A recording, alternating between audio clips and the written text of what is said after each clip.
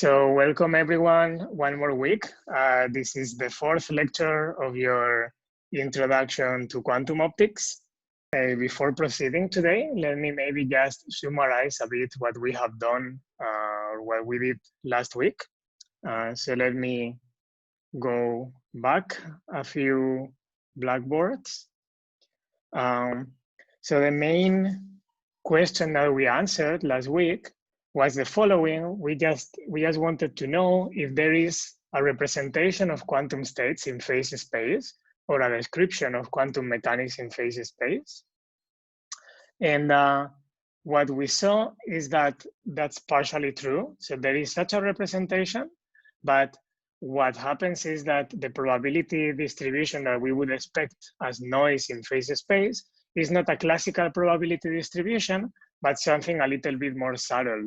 And I remind you very quickly that what we did was the following. We just built a probability or a function, a two-dimensional function in phase space that we call the Wigner function, whose marginals, whose marginals in position and momentum precisely provide the probability density functions for position measurements and for momentum measurements, okay? So we did it in the following way. So essentially, we built it as the Fourier transform. So this is the Fourier kernel, Fourier integral kernel of something that we call the characteristic function. And the characteristic function is just the expectation value of something that we call the displacement operator. And the displacement operator, it's nothing but something very similar or very reminiscent of the translations in space, but together with translations in momentum, okay? So it's this operator, this unitary operator that we put together in this kind of compact form using some vector of operators that we call the quadrature vector that contains position and momentum, and this omega matrix, which is essentially the matrix that gives you the commutation relations of the vector components, okay? So these are the canonical commutation relations, and we call this omega symplectic form, and we will be talking a bit more about it today. Okay, so what we showed is that this function has almost all the right properties that we would expect. In particular, it has the right marginals, as we proved. So starting from the distribution that I just defined, we could be able to, so we were able to prove that we have the right marginal for position, for the position distribution, and the same I hope that you did with the momentum one. And then we proved several other interesting properties, such as that it is real, that it's normalized, that it's bounded, okay?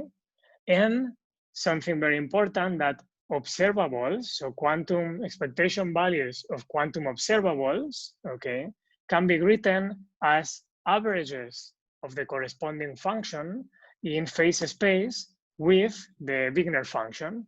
So this is exactly what you would expect if you would have a distribution that gives you noise in phase space, okay? But at the same time, we also proved that the Wigner function has to be negative for some states at some points, okay?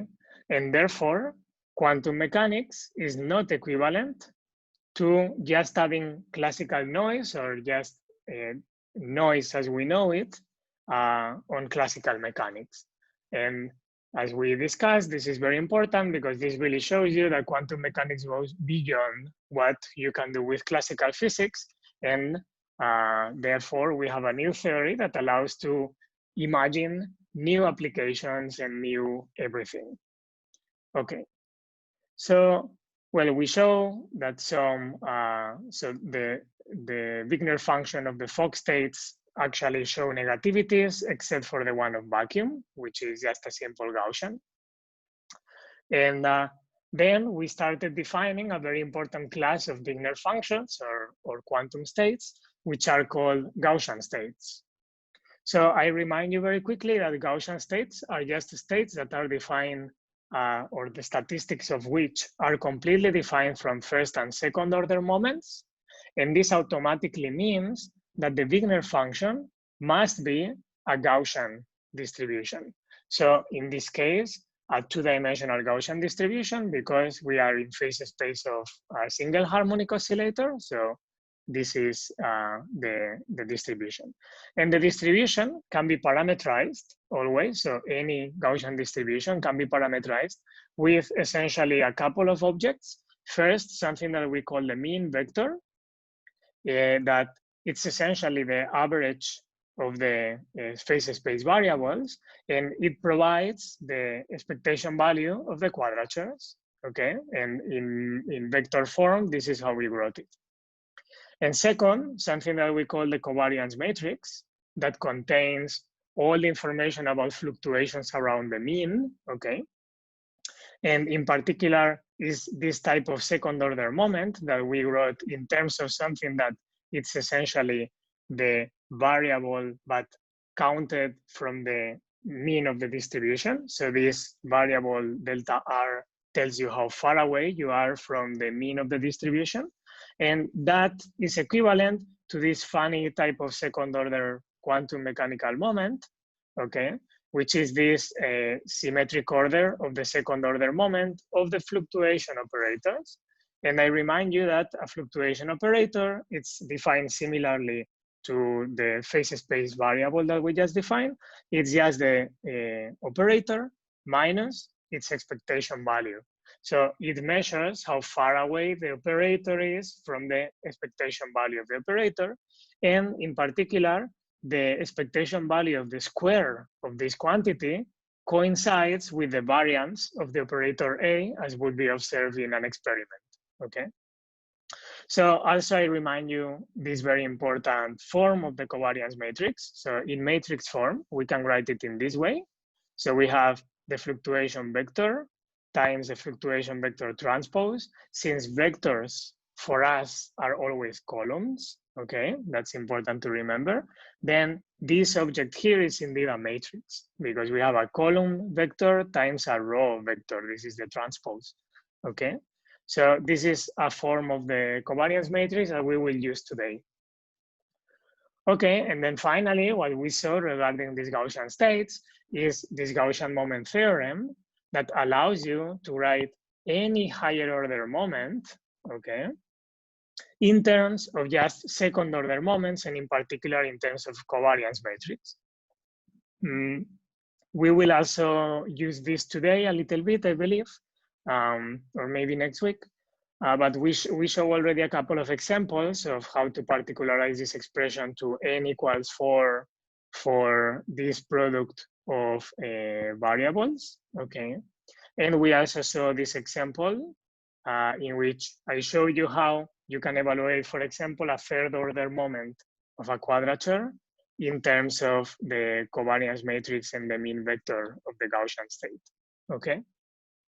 So then let's move on to what we are going to do today. We will today keep studying these Gaussian states a little bit, and then we will move to study the first type of important Gaussian state of the harmonic oscillator, which is coherent states. Okay, so let's start with the fourth lecture of the series. So let's start first. So we have already defined mathematically what the Gaussian states are, but let's now interpret them. So let's try to get more of an intuitive feeling of what are Gaussian states. So let's say that we are now going to talk about the interpretation. Oops. Sorry.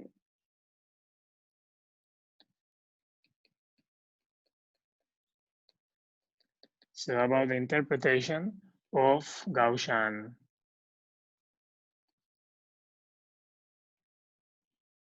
Wigner functions. Okay, so the first thing to note is that since the Wigner function is just a Gaussian distribution, of course, it's positive.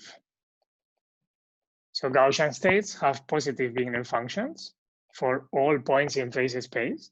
And this automatically means that they are actual probability distribution functions in 2 dimensions for quadrature measurements.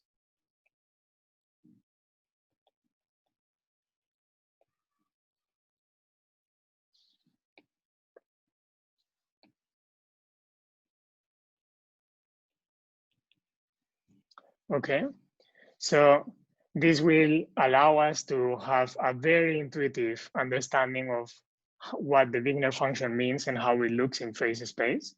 And in particular, let me start by showing you just a generic Gaussian Wigner function. So here you have a generic Gaussian Wigner function. I hope you can see it well. And let's discuss a little bit about it. So first of all, you can imagine it's a Gaussian in 2 dimensions, and this has the shape of essentially an ellipse, okay? Like an uncertainty ellipse. So some kind of fuzzy ellipse, okay? And in particular, the center of the ellipse is, it's centered, so it's located exactly at the mean vector. So the mean vector represents, in this case, the center of the distribution. So this is the interpretation of the mean vector that appears in the definition of the Gaussian distribution. And then the second thing that it's important to note is that since it has the shape of an ellipse, this means that it has 2 directions, 2 normal directions that we call the major axis and the minor axis, that will go in some directions that form some angle with respect to the original phase space coordinate system. And this angle, I will call it theta in this case, okay? And now the point is the following. How can we find this angle theta from the covariance matrix? That is what determines all the fluctuations around the Gaussian. So this is actually very simple because of the following argument. So the covariance matrix, it's always real and symmetric, okay? And you all know that any real symmetric matrix can be diagonalized with an orthogonal transformation. So this automatically means, okay, this automatically means that the covariance matrix admits the following decomposition. So we essentially diagonalize it with a rotation. So I remind you, and also so you see the convention that I use, because there are different conventions, that for me, the rotation matrix will be this kind of matrix. Okay, and we will use rotation matrices in this lecture, so keep it in mind. So essentially, you see that the full covariance matrix can always be written as some orthogonal transformation onto a diagonal matrix, okay? This angle that appears in the rotation is precisely the angle that you have to rotate your coordinate system such that the major axis and the minor axis of the ellipse, okay, are parallel to those axes. And now it's very interesting that then if you define, so if now we define a new vector operator, so a new quadrature vector operator, which is just the original one, so the one containing position and momentum, but rotated to that angle, okay? And this we will call the x quadrature in the theta direction and the p quadrature in the theta direction, okay? Then it's automatic to see. So it's very easy. If you are not convinced, just check the notes, or we can discuss it a bit, that essentially the eigenvalues of the covariance matrix are exactly, so precisely the variance, okay, of the quadrature x in that direction and the variance of the quadrature p in that direction, okay? So in other words, and this is clear from the picture actually, if you rotate the axis to the axes that are normal to the distribution, then the width of the distribution in this direction represents, or the square root of that represents the uncertainty of the quadrature in that direction. So if you would perform a measurement of this quadrature x theta, that's the variance that you would observe. That's the uncertainty that you would observe. And then the same in the orthogonal direction for the p quadrature. So now the second eigenvalue would correspond to the uncertainty of the p quadrature in that direction. Okay? So as you see, Gaussian Wigner functions are super simple to interpret. And this is what we will be using for the rest of the class and probably for some time next week and during the whole course whenever a Gaussian state appears. Okay. Okay, so I hope that this is clear. And then if this is, then let me just tell you one thing about Gaussian states. So in principle, any Gaussian state for any vector D that is real and for any covariance matrix V that is real and symmetric is achievable physically. So we could think of creating it in the lab, except for one restriction. And the restriction is the following. So physical states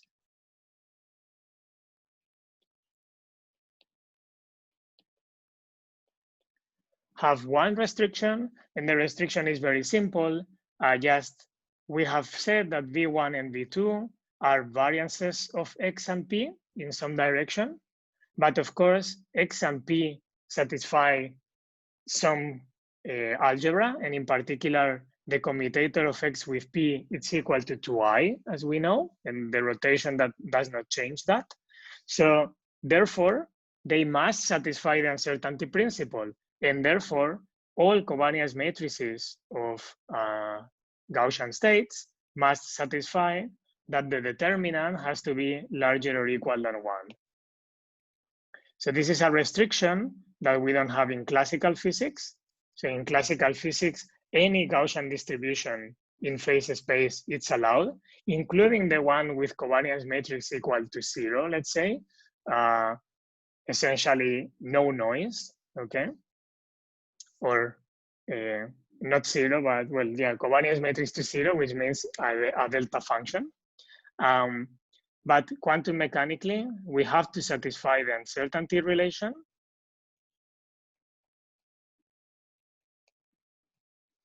Which in terms of the covariance matrix is written like this. The determinant of B has to be larger or equal than 1. So any Gaussian state that satisfies these conditions is achievable. So it can be created in the lab. So, and just to discuss a few examples of Gaussian states, actually we cannot discuss much because we haven't created too many states, but of course, regarding the Fock states, which are the states that we know the best at the moment, we have seen the function that represents, the Wigner function that represents the Fock states. And I remind you that the only one that is Gaussian is vacuum. So the vacuum state, 0, that's a Gaussian state. And it's a Gaussian state that is the absolutely most trivial one because it has a displacement that it's 0. It's just, remember that this Wigner function is just an exponential, a Gaussian centered at the origin of phase space, and a covariance matrix that has minimal noise in all directions. So it's 1, 0, 0, 1. So it's the identity. Okay. So essentially, these are all the, let's say, general things that I want to discuss about the form and the shape of Gaussian states. So I hope that this is clear. As usual, otherwise, please just stop me and ask away. And then right now, if this is clear, what we will do is we will move on to how to generate and how to characterize Gaussian states. And the question would be the following. The question is, if I give you, so if I give you some state rho, okay, How do you know if it is Gaussian? So can you answer the question of, is it Gaussian? Okay. So of course, one way is to actually calculate the Wigner function and see whether it is a Gaussian function. But in general, that's a bit annoying because calculating Wigner functions is not super trivial all the time. And therefore, what we would like is to have a general criterion, okay? So a general criterion for when a state rho will give us a Gaussian Wigner function, or will be a Gaussian state. So we will see, maybe today, maybe next week, a criterion that is based on coherent states.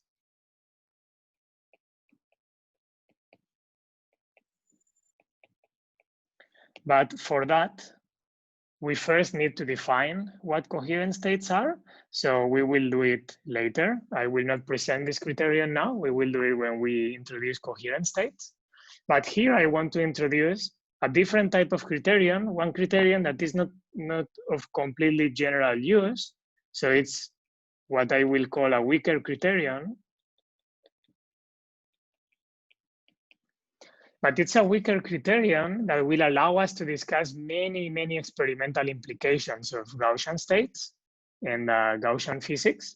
So let me just state the criterion, and we will spend now some time proving it. But let me just first give you the criterion. It's very simple. It just says the following. Rho is Gaussian if and only if, okay, it can be written as a unitary transformation onto some reference state rho 0. And now it comes the important part, because this unitary transformation needs to be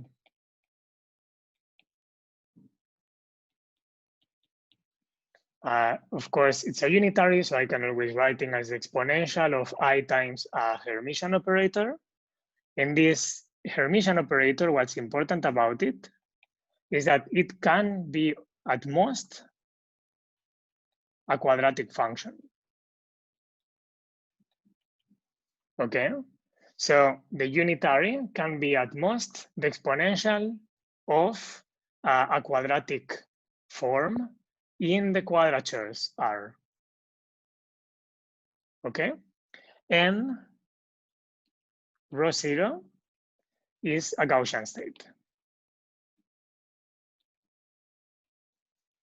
Okay, so sometimes I will just say that the unitary is quadratic, but what I mean is that the exponential or the unitary is exponential of a quadratic form.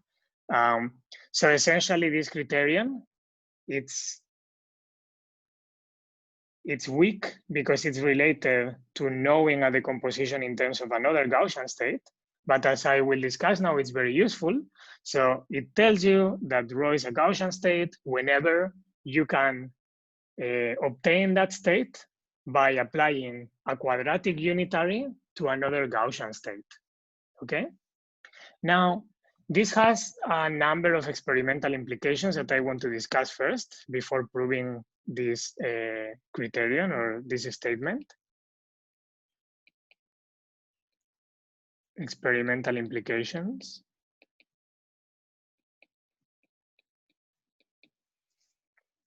And the experimental implications are the following. So first of all, I think that I will not surprise you if I tell you that the most natural states, so let me write it down. So the most natural states of light, or in general, even of any type of harmonic oscillator, are Gaussian.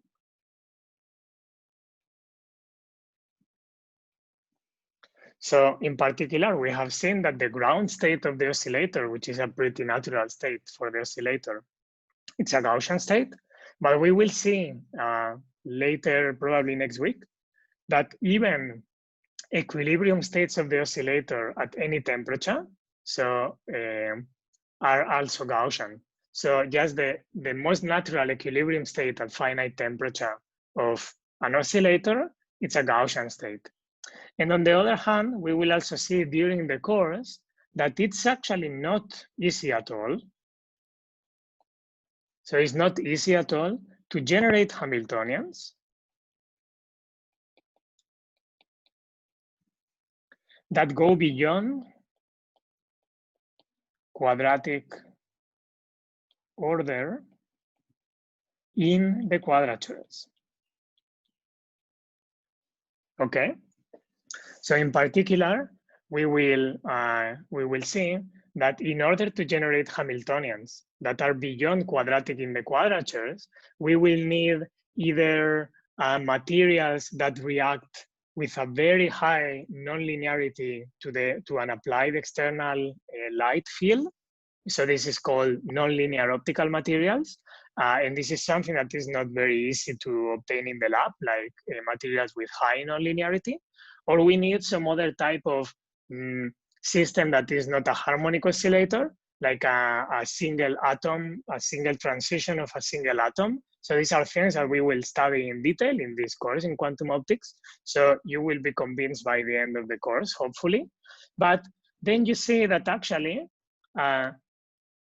these arguments tell you that this theorem has very strong experimental implications, because this is telling you essentially that it's very difficult.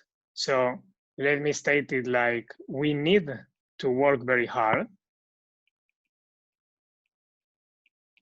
Okay, we need to work very hard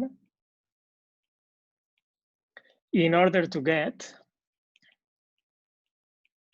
non-Gaussian states.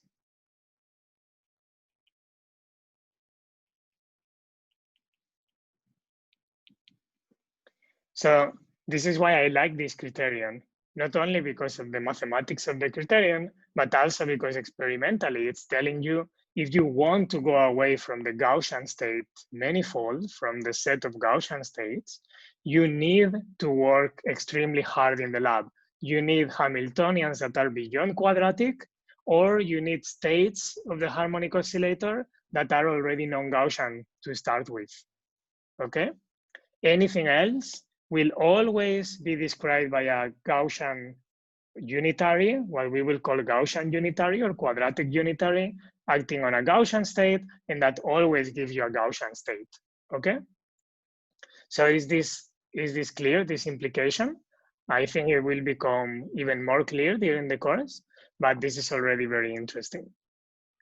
So let me now then prove this statement here.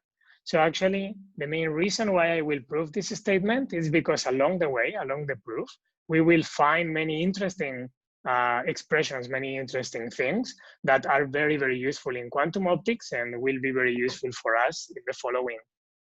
So let me prove it. So how do we do this? So let me write here that we are doing a proof. It's going to take a couple of blackboards, but as I say, with many interesting intermediate results. So the first thing to note is that if both ρ0 and ρ are Gaussian states, so remember that there is a connection between ρ and ρ0. So in particular, ρ is just the unitary acting on ρ0. So if these two Wigner functions or these two states are Gaussian, this means that we can write their Wigner functions in both cases in the Gaussian form that we have developed. And I will call V0 to the covariance matrix of the state ρ0. And I will call D0 to the mean vector of the state ρ0. So overall, this is the covariance matrix. Sorry, this is the Wigner function of the state ρ0. And I just write again the general form of a Gaussian state for rho. So I will call V the covariance matrix of rho, and I will call D the mean vector of rho.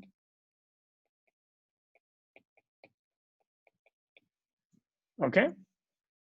So now this is by construction. So we are assuming that both ρ0 and rho are Gaussian states. And then we are going to prove that this automatically forces the unitary to be the exponential of a quadratic form of R. So how do we do this? The first step is just the following. So we know that since these two exponents are both of them quadratic forms, they must be connected by a linear transformation. So in particular, the statement is that quadratic forms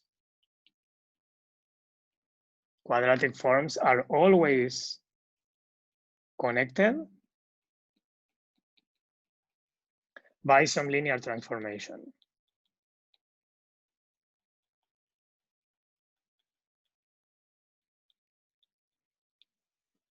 Okay?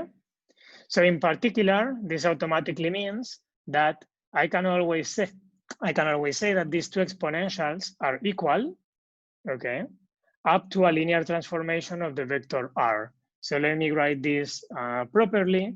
This means that the exponential, and the exponential is just removing the determinant of the right-hand side of the expression.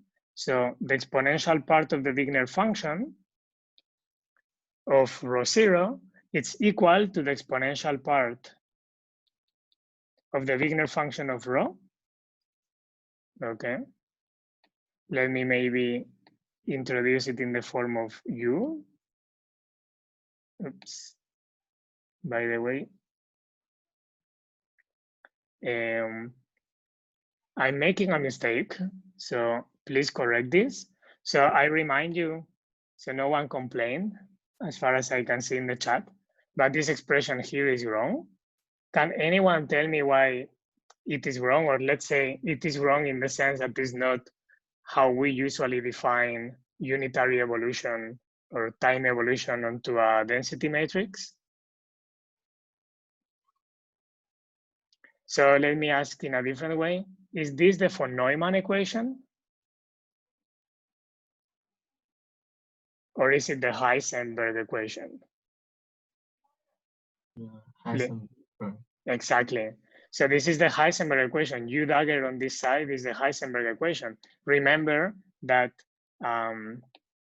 that states, in particular density operators, they evolve with the dagger on this side. And it's very trivial to understand because for a pure state, for example, rho is just a projector. So this means that in this case, ρ0 could be written as some kind of initial state size 0. And of course, the evolution of the states of the kets are given by a unitary u, right? So then this is why you apply u and not u dagger. Okay, so just so we are clear on that. So you see that one has to be very careful with these preconceptions. We get so used to Heisenberg picture formulas. Okay, so in any case, as I was saying, this automatically means that this exponential here that I write as the determinant of V0 times the Wigner function, it's equal to this exponential here, which I write again as a determinant of the covariance matrix times the Wigner function, but with a linear transformation. And this linear transformation we will write in this way. So matrix S acting on R plus some vector A, okay? We will discuss the properties of the matrix S and the vector A later, so they will appear very naturally in the proof, as you will see. But essentially, this is the most general linear transformation you can imagine. So just a matrix acting on the variable plus some vector, okay? So if this is the case, so we know that this is always true for some S and some A given any Gaussian distributions, so any two Gaussian distributions, then this automatically means that the exponential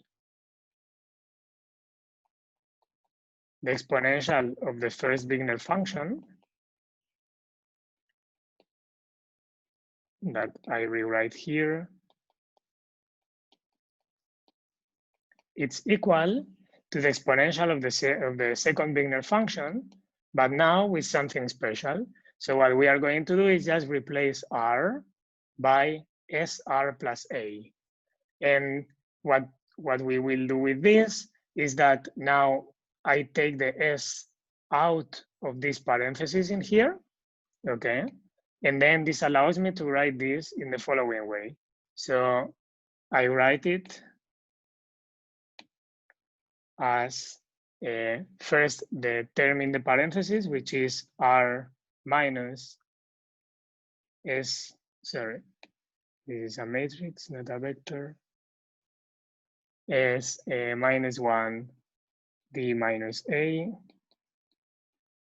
Then in here we have S transpose, then V minus 1, then S, and then here the same, R minus S minus 1, D minus A. Okay, everyone sees this. It's just literally changing in this expression R by SR plus A, but then taking this S, so you can see it here clearly, taking this S out of the parentheses, okay? So if you put this inside, you would get SR plus A minus D, okay? So then we have this, this expression here that essentially is telling us the following. It is telling us that we can write, so this expression implies that the mean vector of the Gaussian state, it's equal to exactly the same linear transformation acting on the mean vector of the original Gaussian state rho 0, and that the covariance matrix of the Gaussian state needs to be this kind of transformation, okay, onto the covariance matrix of the initial Gaussian state. So this is already very interesting because this is telling us that whenever you have a Gaussian state, you can always find another Gaussian state that is a reference, for example, vacuum, okay? And you can just define the mean vector and the covariance matrix of your Gaussian state just as some kind of linear transformation described by some matrix S and some vector A, okay, acting on it. So this is the first part of the proof and is the first interesting expression. We now know how to connect Gaussian states, but now this has a much stronger implication, which I will prove in a second, but first let me just state it. So this automatically implies that in some relation that we could call the Heisenberg picture equivalent of this, which is that the transformed quadratures, so the quadratures transformed by the unitary operator that connects the states rho 0 and rho, are actually transformed as well by the linear transformation.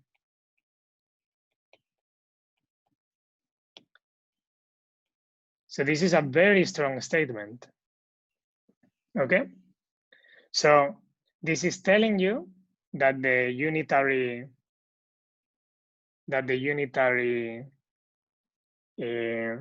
transformation needs to create a linear transformation on the quadratures. So not any unitary is allowed. If we want to connect Gaussian states with Gaussian states, we need unitaries that create linear transformations on the quadrature operators. But then this automatically means, and this is, let's say, the end of the proof, but I still owe you this proof, okay? But the end of the proof is here because you know something that is called the BCH lemma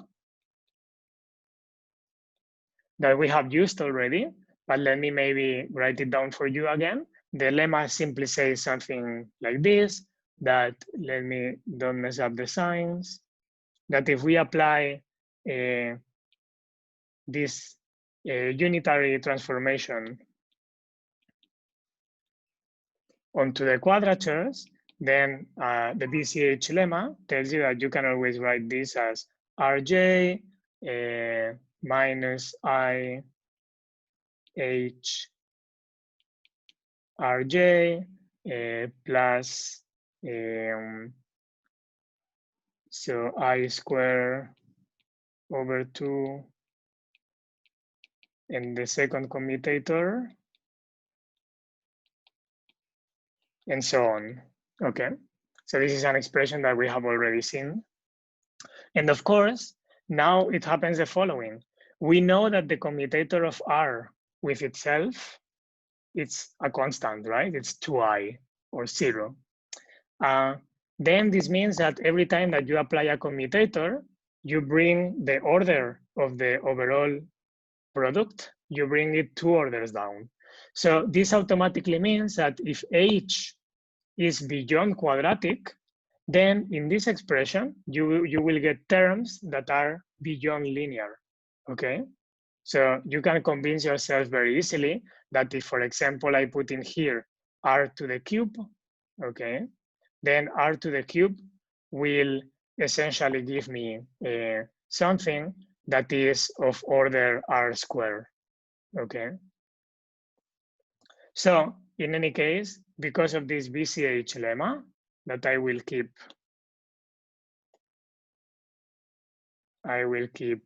here in case we need to discuss something about it.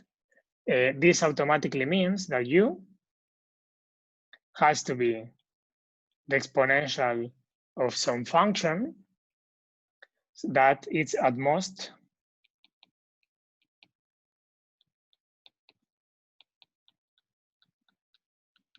quadratic in the quadrature operators. Okay.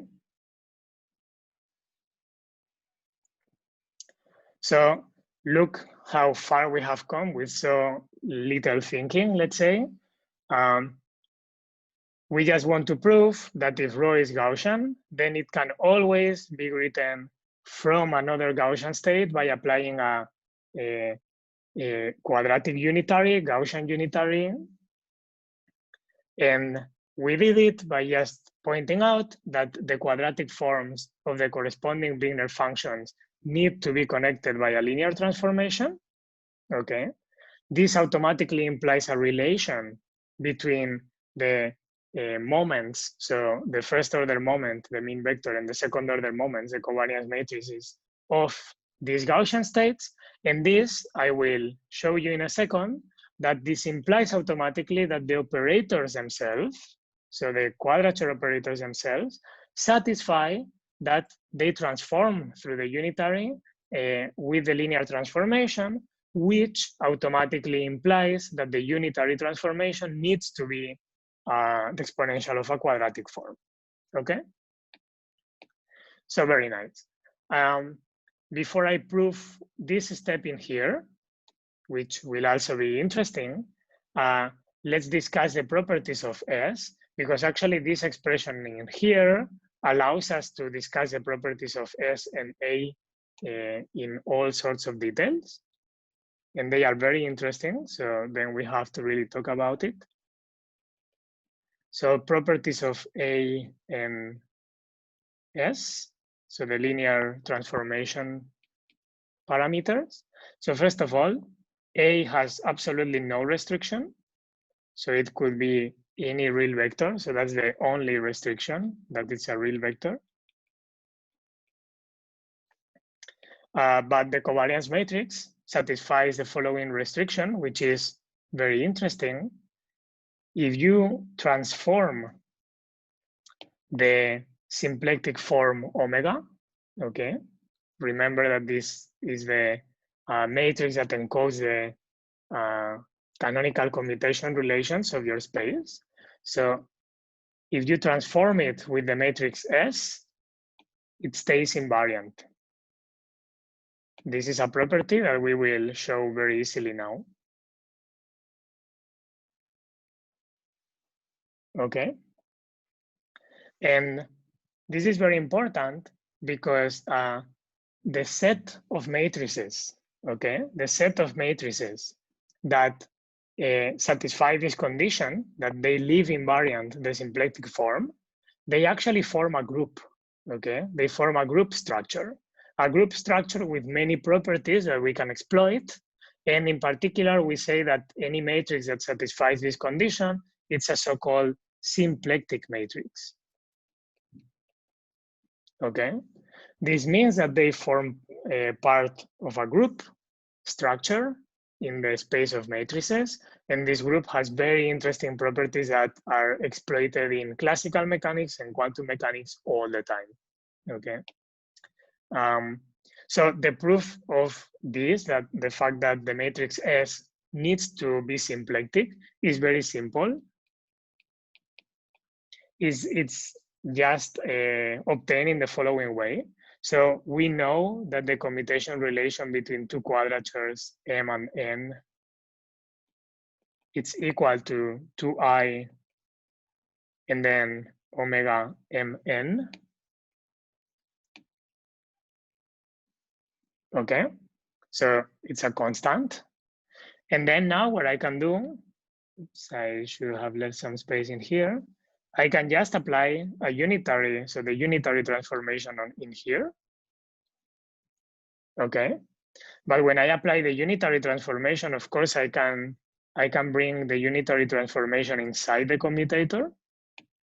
So I get something like this: U dagger R M U, U dagger R N U. But now we know what this is. So U dagger R U, that's equal to the linear transformation, okay? And the linear transformation, if we write it explicitly, now in terms of components, we write it in this way.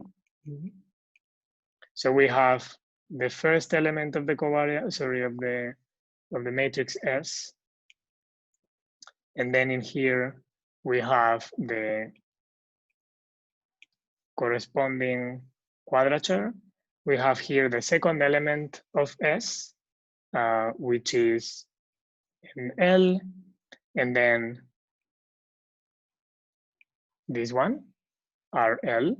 The term linear in A, it's irrelevant because of course this is a constant, or if you want, it's proportional to the identity operator.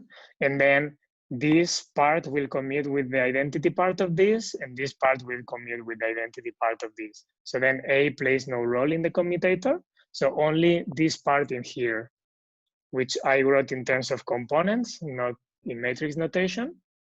But we also know that this thing here is 2I omega J L. Agree?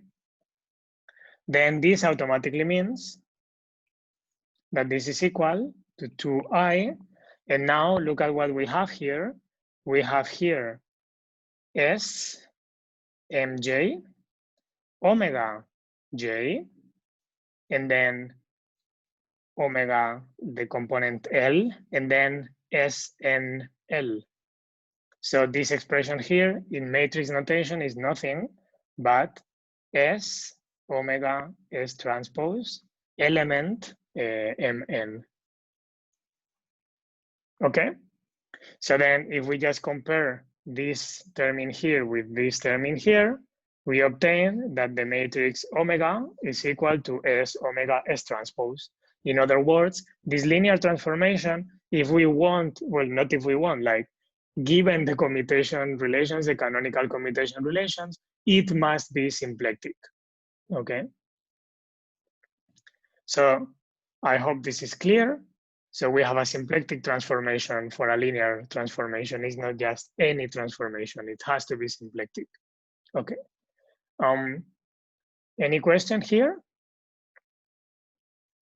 If there is no question, then let me go and prove this expression here. Let me call it just A. So we will prove this step in here. So this is also interesting because it will make you think a bit deeper also. So let's do the proof of A. And the proof of A is very simple. What we are going to do essentially is we are going to rewrite the first order moments and the second order moments in terms of expressions in the Hilbert space, so expectation values of operators. And these expressions, when we compare this side with this side and this side with this side, they will automatically give us this relation. So in particular, let me consider first order moments first. So imagine that I consider this one. So this is the first order moment. So let's say D, it's always written in this way, right? So this would be the expectation value of the quadrature vector R, which is the first order moment. But let me write the one for the transformed quadrature. Okay. Now, the point is the following. Using the cyclic property of the trace that we have already discussed, I can bring this U to the other side of the trace. And then this automatically means that this can be written as the trace of U rho 0 U dagger, which is rho, times R. But what is this? This is nothing but the mean vector of the distribution associated to the Gaussian state rho. And this we have seen from the argument with the quadratic forms that has to be connected to the mean vector of the distribution of the state rho 0. Okay. Now, this distribution, so this D0, I can always write as trace of rho 0 and then R.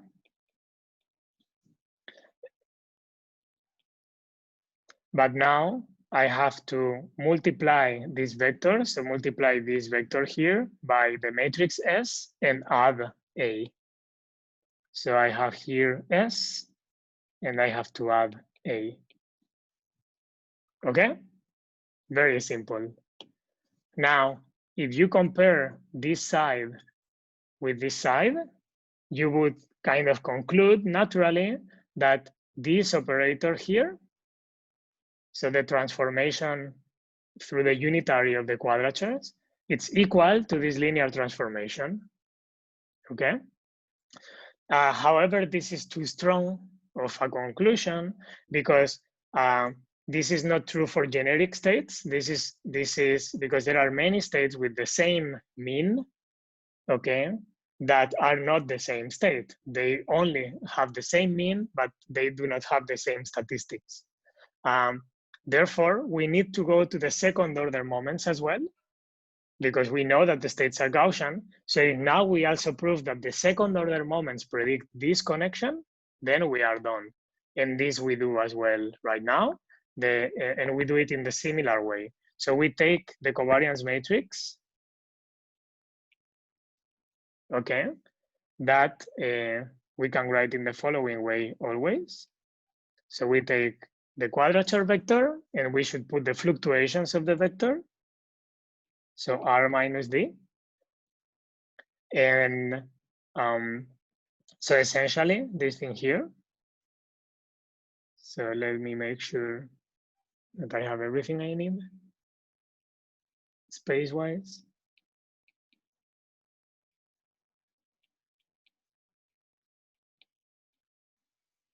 Okay, so this is the form that we have seen for the covariance matrix. So I just showed you this form at the beginning when we reviewed what we did. So this is the covariance matrix associated to row 0, but now what I will do is, just as I did with the mean vector, I will just transform the quadratures. Okay. And then if I transform the quadratures, then I can do the same kind of trick as before. I can bring this U dagger, I can put it outside, and this U, I can put it outside, this U, I can put it outside, and then bring it to the other side of the trace. And then I will get at the end, U row 0 U dagger acting on something that doesn't have the U. So in particular, this expression, I just have that it's equal to this expression here.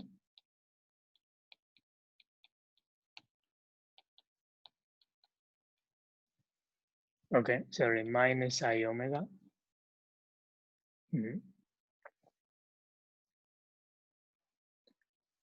And what is this? This is exactly the covariance matrix V. So it's the covariance matrix of the state rho. And that we know by the argument of quadratic forms that this is equal to the transformation S acting on the covariance matrix of the state rho 0. So the transformation of the covariance matrix of the state rho 0. And this we can always write again. So the covariance matrix, we can write it as the expectation value of the kind of the square of the fluctuation operator. So in particular, R minus D0, R minus D0.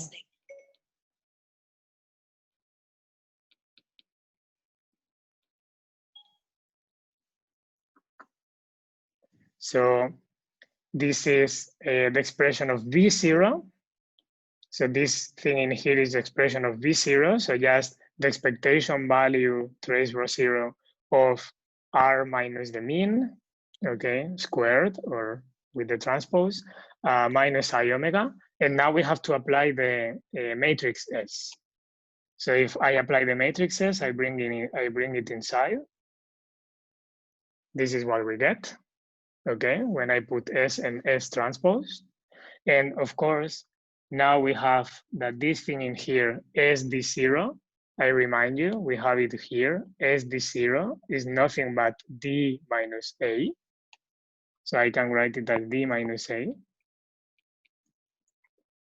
And in here I have also to put S transpose, sorry, because we are multiplying the whole V0 by S transpose. But we have already seen that this thing in here is equal to omega, okay, by the canonical commutation relations. And we have now to compare what's in here with what's in here. And you see that at the end of the day, what we get is that U dagger RU, so the transformation of the quadratures, it's exactly equal to SR plus A, because we have here minus minus, okay? So essentially, we have been able to prove that these conditions in here for Gaussian states imply that the quadratures need to transform through this linear transformation, that we have also shown that it's a symplectic transformation, okay? And that is given by a unitary operator that is at most the exponential of a quadratic form of R, okay? So this is all I wanted to discuss about Gaussian states and about criteria of Gaussian states and so on. I hope that you understand that these expressions can be very, very powerful when working with Gaussian states, because they really allow you to transform one Gaussian state that you don't know very well into another Gaussian state that you know, and things like this, with simple unitary transformations and symplectic transformations, okay?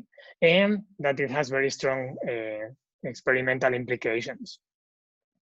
So let's start discussing about states of the harmonic oscillator. And the first state I want to discuss is what are called coherent states. Let me give you some historical perspective on them.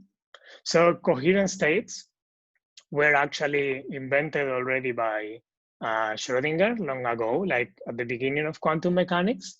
And he just wanted to see which kind of wave function he should put in the harmonic oscillator equations, such that that specific form of the wave function, that kind of wave packet, is not affected by evolution. So it remains the same kind of wave packet.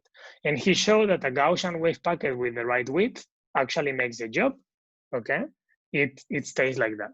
So, okay, but this was just kind of a funny thing at the beginning of quantum mechanics.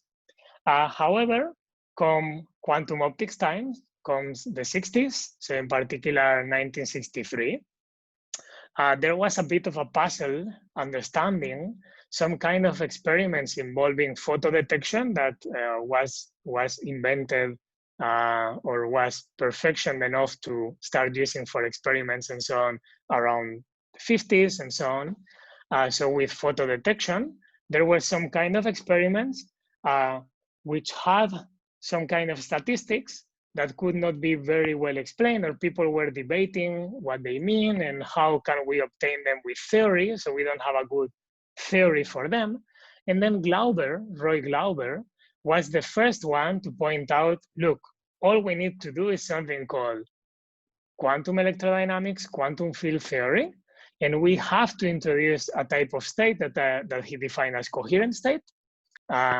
He called them coherent states because they explain the coherent properties of the laser. So he introduced these states, and actually for many people, this marks the beginning of modern theoretical quantum optics, okay? And this was so important, this was so relevant, even though as you will see, it's actually very simple mathematically. This was so important that they awarded with the Nobel Prize, Roy Glauber, I think in 2003, if I remember properly, because his work kind of marked the beginning of quantum optics as we know it today.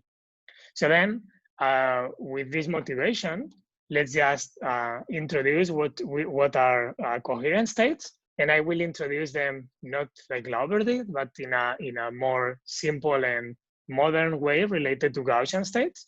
And in particular, let me consider the following situation.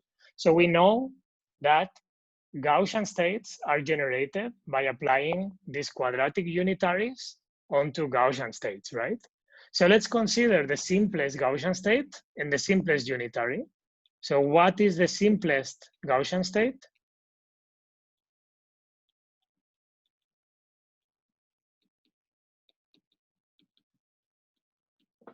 Vacuum, right?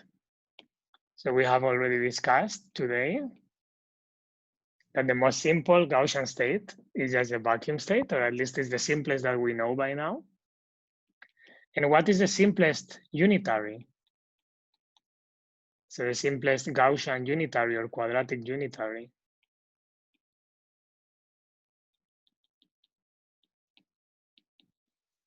So the simplest quadratic unitary is a unitary that is linear in the quadratures, right? So we don't have quadratic terms, only linear terms. That's the simplest thing we can build. And we can always, and in particular, we have already introduced a unitary that is linear in quadratures. And in particular, let me go to it. So I remind you. So we have it here. This is the simplest unitary operator that is linear in the quadratures, okay?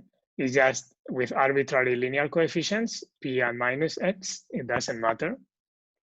So then let's use it. So let's use this simplest Gaussian unitary on the simplest Gaussian state, the vacuum state.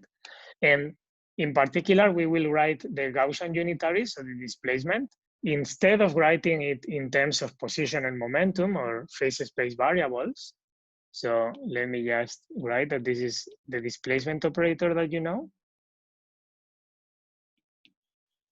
So instead of writing it in terms of quadratures, we are going to write it in terms of annihilation and creation operators.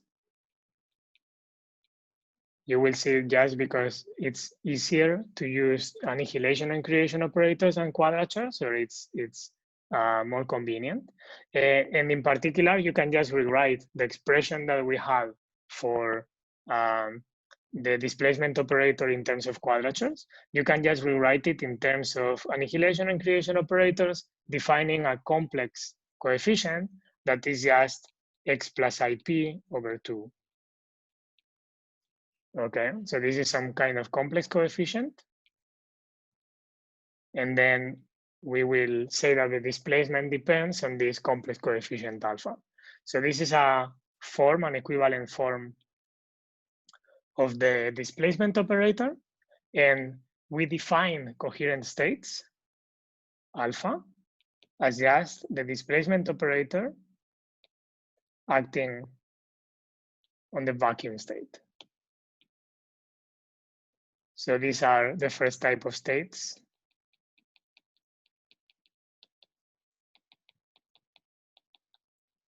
that you encounter that are not the number states. And of course, this alpha coefficient can be any complex number, because x and p could be any real number. Okay, so this is just a definition. So we define coherent states as the simplest Gaussian state transformed by the simplest Gaussian unitary or quadratic unitary. And then this implies many interesting properties. So first of all, let's talk about the following thing. So I am going to show you that these coherent states are actually eigenstates of some operator that you already know, okay? And in particular, we do it in the following way. So it's very simple. If you remember, I don't know if we proved it already, but this is the reason why we call D the displacement operator. You can show very easily that if you apply the displacement operator, like a Heisenberg picture-like expression, onto the annihilation operator, what you get is just a displaced operator. So you just shift it by a constant alpha. Of course, as usual, in here, I am omitting always an identity. So when we don't write anything, there is identity. So, but the important thing in here is that the displacement operator literally displaces the annihilation and creation operators, or in phase space, as I will write now, it just makes a translation of position and a translation of momentum, as we could expect from the form of this unitary transformation, which is actually a combination of translations in momentum space and in real space. So this is very easy to prove with the BCH lemma. And this automatically implies something very interesting. If you apply vacuum, so you take the vacuum state, okay, and you just apply it to this expression, you see that A annihilates the vacuum, right? So what you end up with is just with alpha times the vacuum. And then we have this D dagger on this side that we can multiply everything by D and remove D dagger and put a D in here. So overall, what we will get is essentially this expression here, that A acting on a coherent state alpha, it's equal to the complex parameter alpha times the state. So in other words, these coherent states are A eigenstates.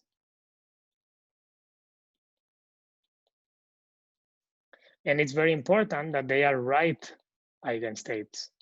This means that this expression is only true when you apply alpha on the right of A, but it's not true if you apply alpha on the left of A. And this is also because A is not a Hermitian operator, it's not a self-adjoint operator, right? A is not equal to A dagger. And therefore, even though A can be diagonalized, because we see that it has eigenvalues, okay, or at least we can find eigenvectors and eigenvalues for this operator, the transformation that diagonalizes it doesn't have the same right and left eigenvectors, okay? This is very, very important. And this automatically implies the same kind of thing, but for the creation operator. So in particular, the coherent states are also eigenstates of the annihilation, sorry, the creation operator, but in this case, they are left eigenstates, okay? So they are also A dagger eigenstates,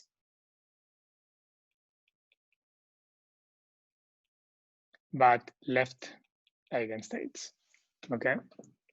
So these properties are very important and they are very interesting and for many reasons, but one of them that we will not see in this course, but if you are interested in it, you can also work on it as a project in the context of quantum information, is the following. So A has eigenvectors and eigenvalues.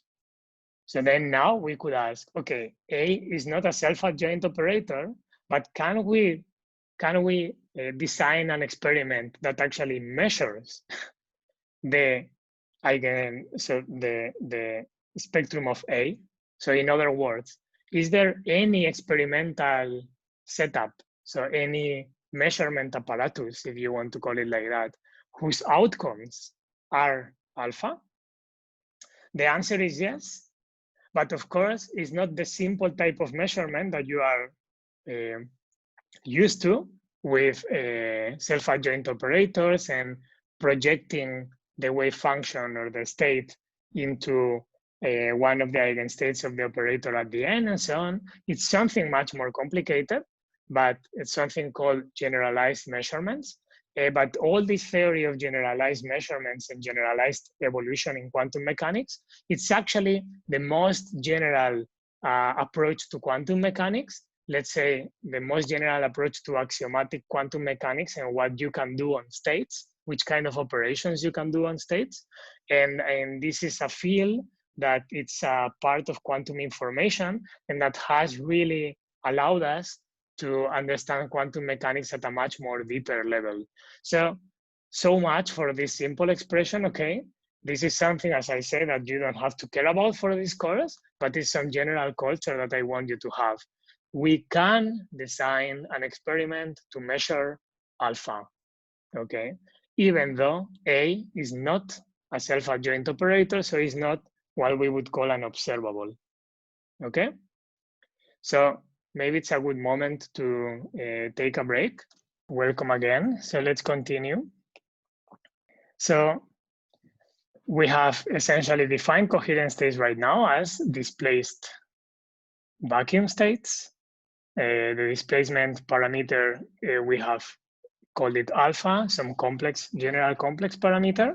And we have seen that the displacement operator, it's called like that because it literally displaces, and we will see it even more clearly in phase space in a second.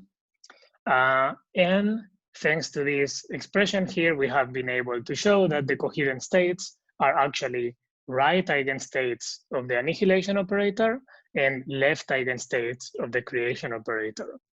So in alpha are the eigenvalues, and this is a very interesting property for the reasons I already stated. Okay, but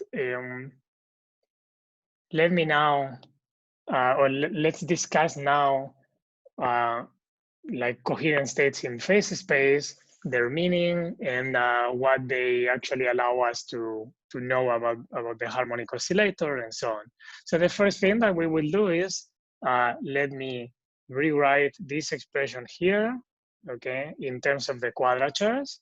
And it's very easy in terms of the quadratures to rewrite it in the following way. So if we displace the quadrature x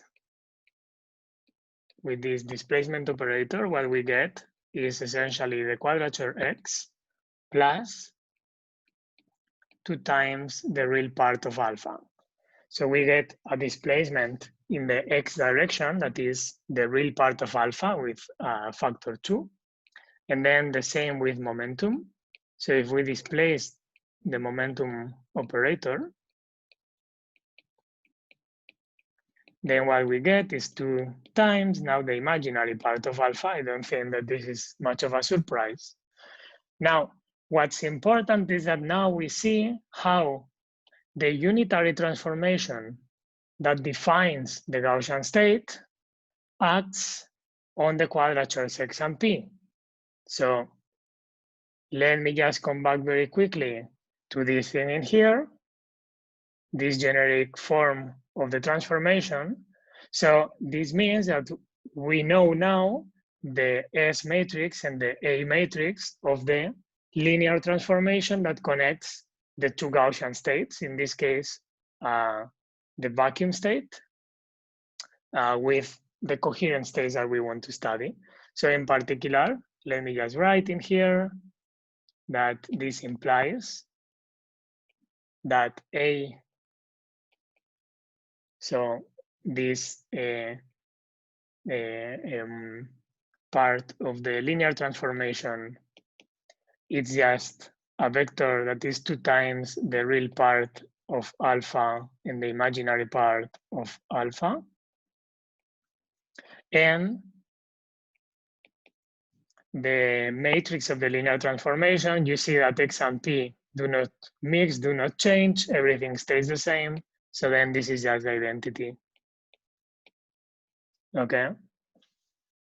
So you see that this also shows you that you are applying kind of the simplest unitary transformation, because you don't have any matrix S, it's just literally all a displacement. Okay, so this automatically implies a couple of things. Of course, we have seen the general expression that the Wigner function of any state that you want, that you know it's Gaussian. Actually, this expression that I'm going to write is completely general for any state. It doesn't matter whether the states are Gaussian or not. If the transformation is Gaussian, so if the U is at most quadratic in annihilation and creation operators or quadratures, then this is always satisfied for any Wigner function of any state. And you have the proof actually of this general relation in the notes if you want to check it. But we have seen this relation specifically for Gaussian states. We have seen the opposite one, but this is just the same. So then if now our reference state rho 0 is the vacuum state, and the S matrix and the A vector are the ones that we have found through our displacement, then we conclude that the Wigner function of a coherent state is just the Wigner function of vacuum, but shifted to a new position A. Okay, so literally, I can show you a pretty picture that exemplifies this very easily. So everyone can see here this plot. So essentially the vacuum state is, as we discussed already, a Gaussian distribution that it's circular. So it has width 1 both for x and p. And if we just take, this is not the right figure, I believe.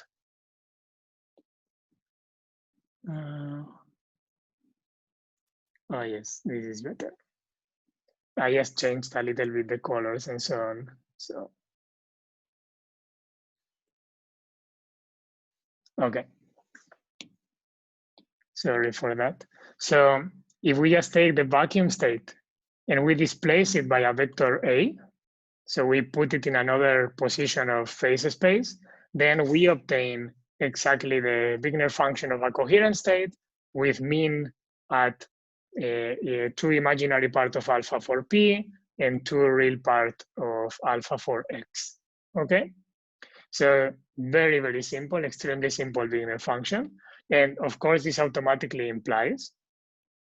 And for this, I remind you also very quickly that the covariance matrix of the state that you are interested in is just this transformation onto the one that you come from.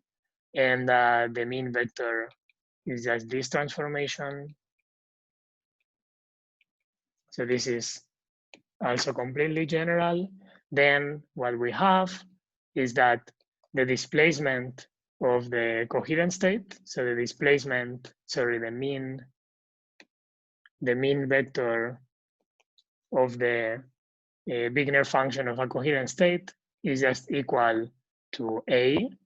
So essentially 2 times the real part of alpha, imaginary part of alpha, and the covariance matrix is just the same as the one of vacuum because S is the identity. Okay, so very easy. This is the mathematical statement, or this one, and this is just the phase space visualization of what we are doing to create coherent states. So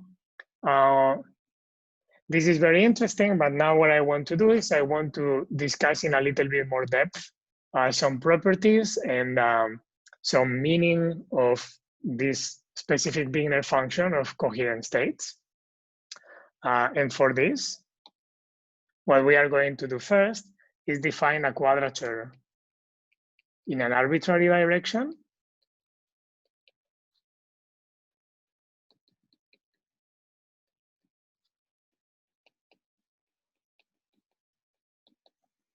So we have already introduced them, but let me write it again. So I can ask you, or I can design an experiment that instead of measuring the position or the momentum, measures any other quadrature with any other orientation in phase space. And this will always be equivalent to a rotation acting on the original quadrature. So in particular, I define a quadrature x in the direction phi, just as x times the cosine of phi plus p times the sine of phi. And this, in terms of annihilation and creation operators, it leads to an expression that we will use also many times during the course, that is this one in here.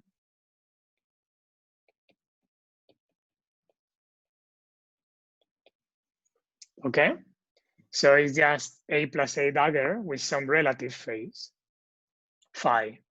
Now, it's very easy to prove for coherent states that the uncertainty of any such quadrature, so the uncertainty of any quadrature in any direction of phase space is equal to 1. Okay?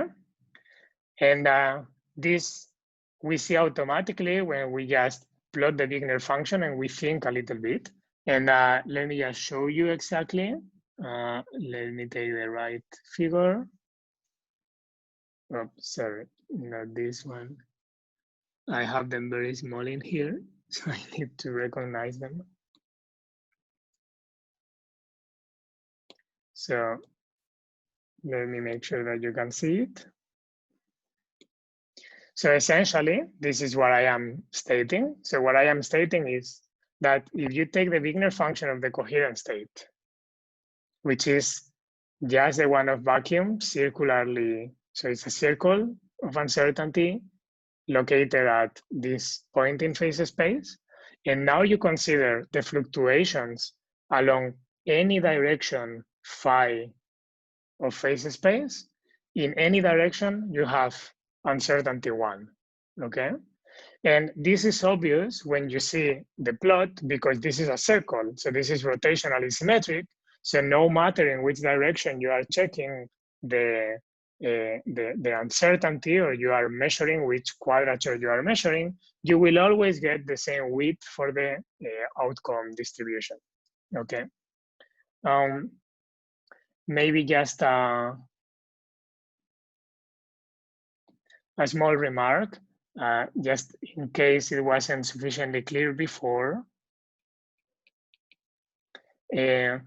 So we will define the quadrature that is orthogonal to x phi, that you can always write as x phi plus pi over 2.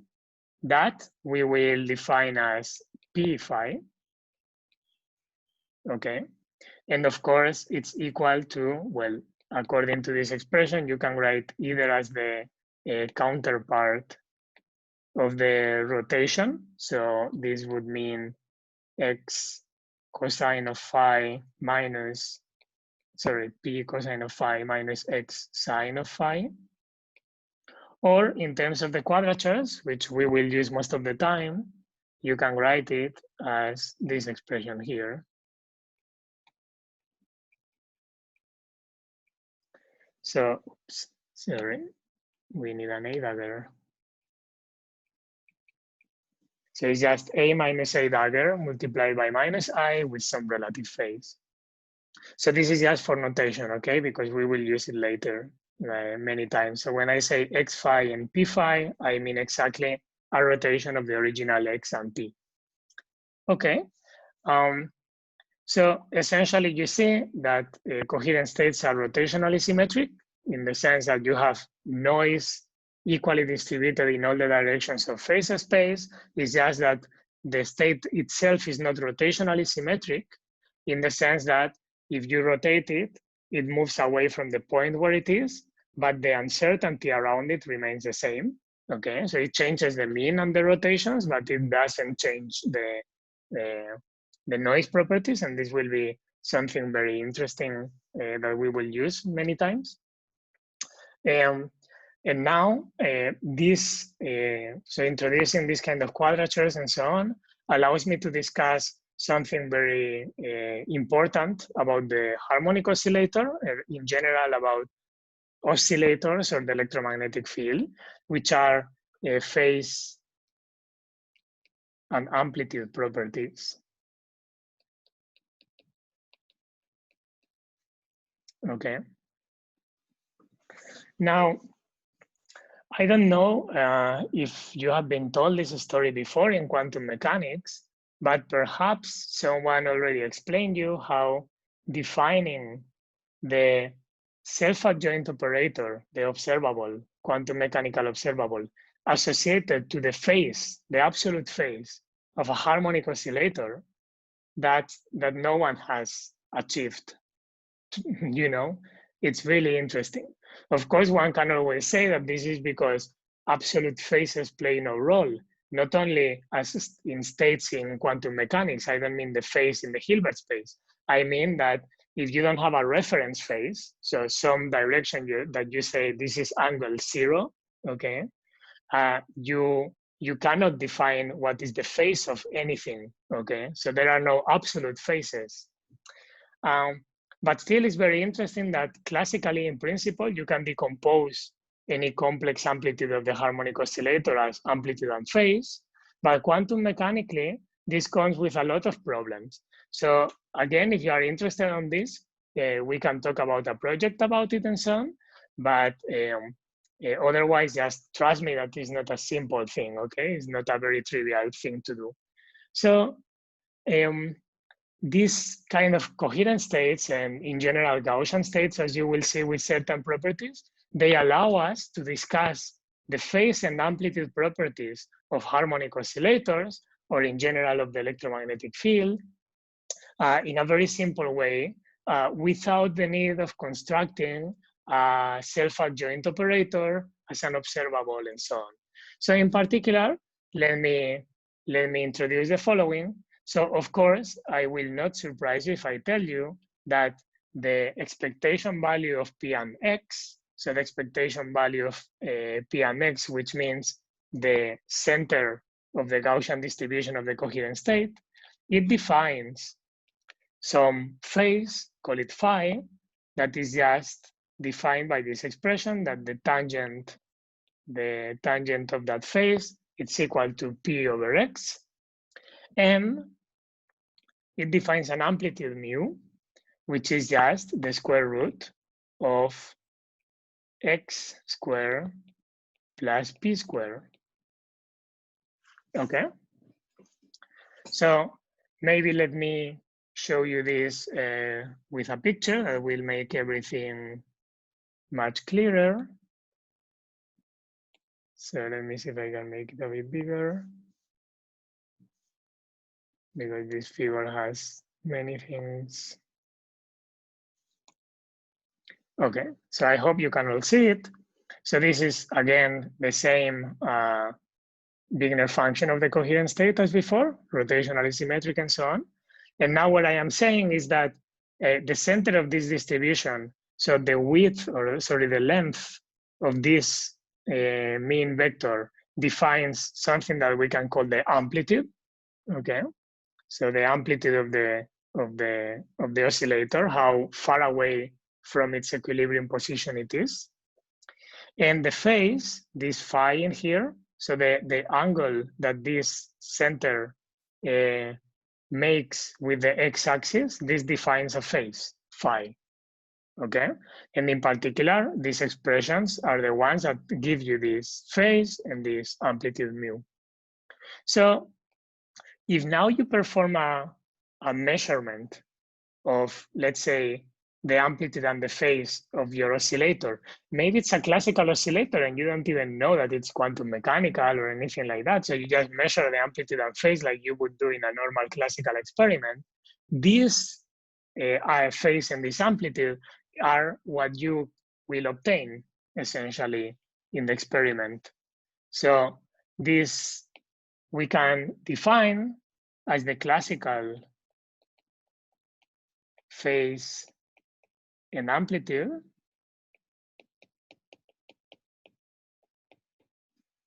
but only, of course, if we neglect quantum fluctuations. So we neglect quantum fluctuations.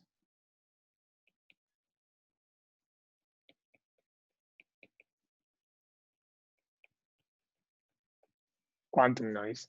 So in particular, imagine that we don't have any quantum mechanics. So this is really a point in phase space. So there is no uncertainty around it. So that would be the amplitude and phase that we would observe for the oscillator. Later on, we will actually make a much stronger connection between quantum and classical physics through coherent states. But for now, this is what I want to discuss about, just amplitude and phase. But now the point is, okay, what about quantum fluctuations? So this mean of x and p define what are the phase and amplitude that you observe in the experiment, but how about the fluctuations of the amplitude and fluctuations of the phase? Well, I think that from the plot is very intuitive that the fluctuations in the amplitude, which mean the fluctuations in this direction, okay, x phi, are actually given by these fluctuations in here, by this variance, the variance in the direction, or the uncertainty in the direction of the phi of the angle, okay? So in other words, this thing that I have written here is true.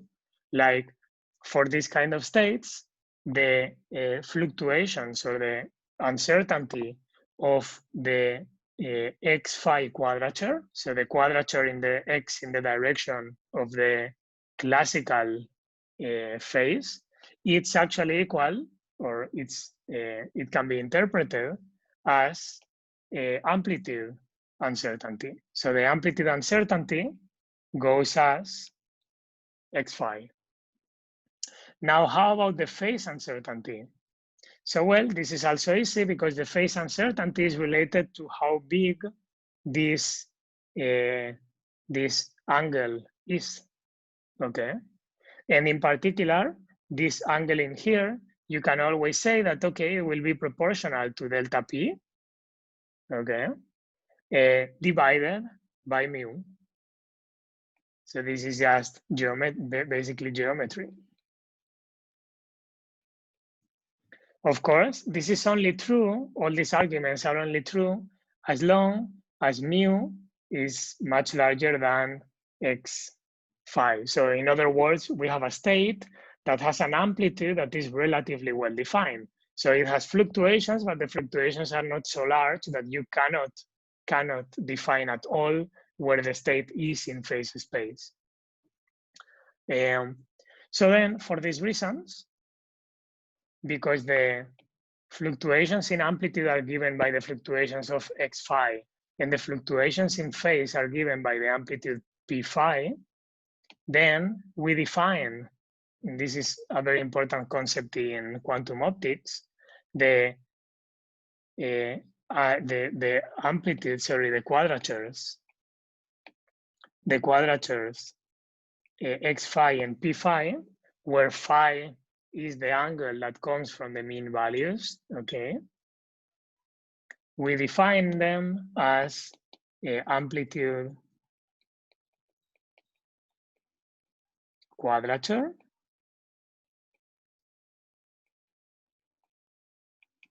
and momentum, sorry, phase.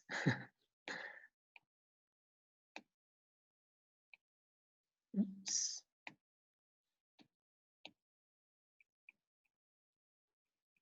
Phase amplitude quadrature. My God, what's happening? Okay, so these quadratures have very special meaning in quantum optics. So the quadratures in the direction of the angle formed by the state, they are called amplitude and phase quadratures, and they determine the amplitude fluctuations and the phase fluctuations. Of course, here we are talking about amplitude of a harmonic oscillator, but for the electromagnetic field, this amplitude is related to the intensity of the electric and magnetic fields. So in other words, to the intensity of light that we are working with.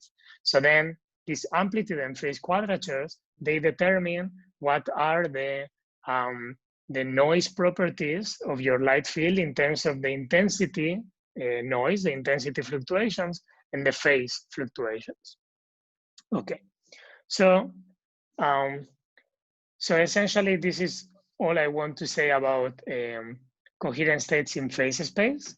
Coherent states allow us to define some amplitude and phase through the quadratures amplitude and phase, and in particular, any Gaussian state that satisfies this condition here, okay, that the amplitude is much larger or sufficiently larger that the fluctuations in the phi direction, quadrature fluctuations in the phi direction, then this state, for this kind of state, this picture in which the amplitude and phase quadratures provide the amplitude and phase noise, it's actually a well-defined picture, and it's very useful in quantum optics. So, but now let me introduce a few more properties of coherent states that are very interesting and very important, both from the point of view of theory and from the point of view of experiments. So the first property of coherent states that I want to discuss is their energy basis representation.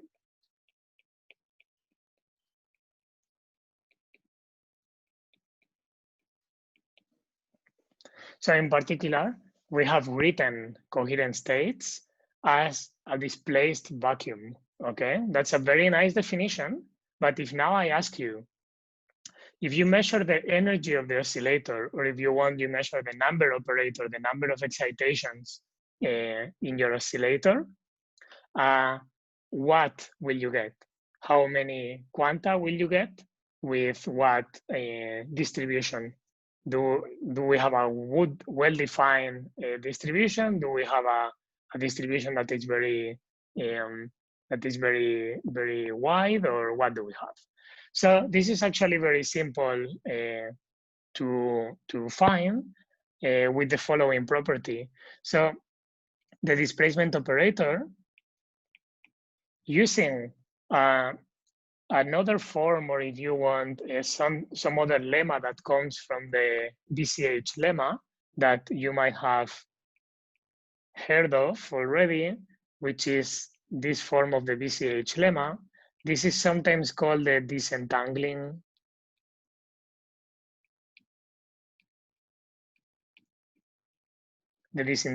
form of BCH lemma, okay, which simply tells you that if you want to evaluate the exponential of a sum of operators, when the operators commute with their commutator, that's very important, okay?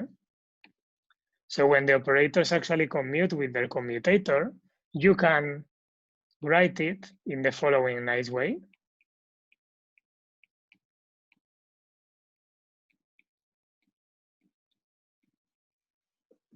Okay, so again, if the commutator of AB commutes with A and with B, then the exponential of A plus B is just the product of exponentials times the exponential of the commutator, okay?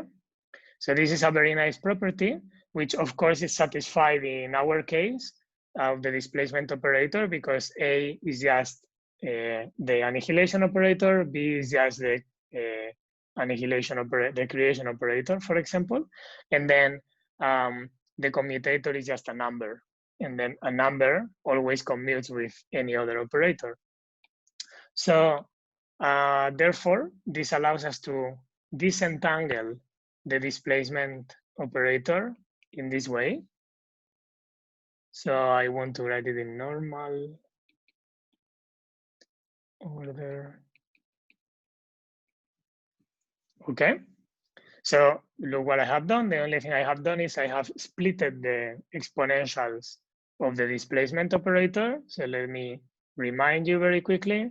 This is the displacement operator. Okay, is exponential of alpha A dagger minus alpha star A. And we can break this exponential in two as long as we add this factor in front, which comes from the commutator. Then this automatically implies that the coherent state alpha, which is just this displacement operator acting on vacuum, we can write it in the following nice way. First of all, we have this prefactor, in here. Now, we have this exponential acting on the vacuum state, but you see that the A operator annihilates the vacuum state, right? So then if you expand this exponential in Taylor series, the linear, quadratic, cubic terms in A and whatever, they are just zero because they annihilate vacuum. So you get only the zero order term, which is 1. Okay, so then the exponential of A acting on vacuum, that's just equal to vacuum itself. So then the only thing we have to care about is this exponential here of A dagger. We can expand it in Taylor series, and we obtain the following formula. We had alpha n A dagger to the n, and then n factorial acting on vacuum. Okay, this is just the expansion of the exponential. Now, what do we know? We also know, so let me just remind you quickly, that when we apply the operator A dagger n times on vacuum, this is proportional to actually creating n excitations, right? N excitations in the system, and in particular with a prefactor that is n factorial, so square root of n factorial. So in total, this state can be written in the Fock basis, in the representation of the eigenstates of the Hamiltonian, in this way.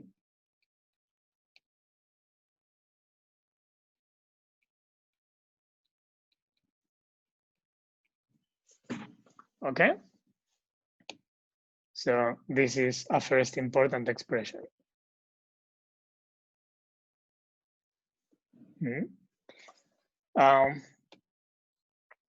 Then this automatically means that the probability of measuring in quanta when we are in the coherent state alpha, which is just equal to, by the postulates of quantum mechanics, So this is the Born rule. It's just the overlap between your state and the corresponding eigenstate that you are looking for.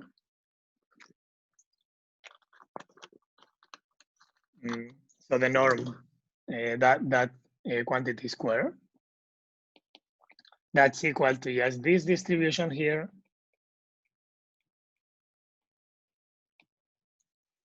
Okay, and this is actually a distribution that has a name. So it had a name long before quantum mechanics. This is a distribution that is very well known just from classical probability theory. That is called the Poisson distribution.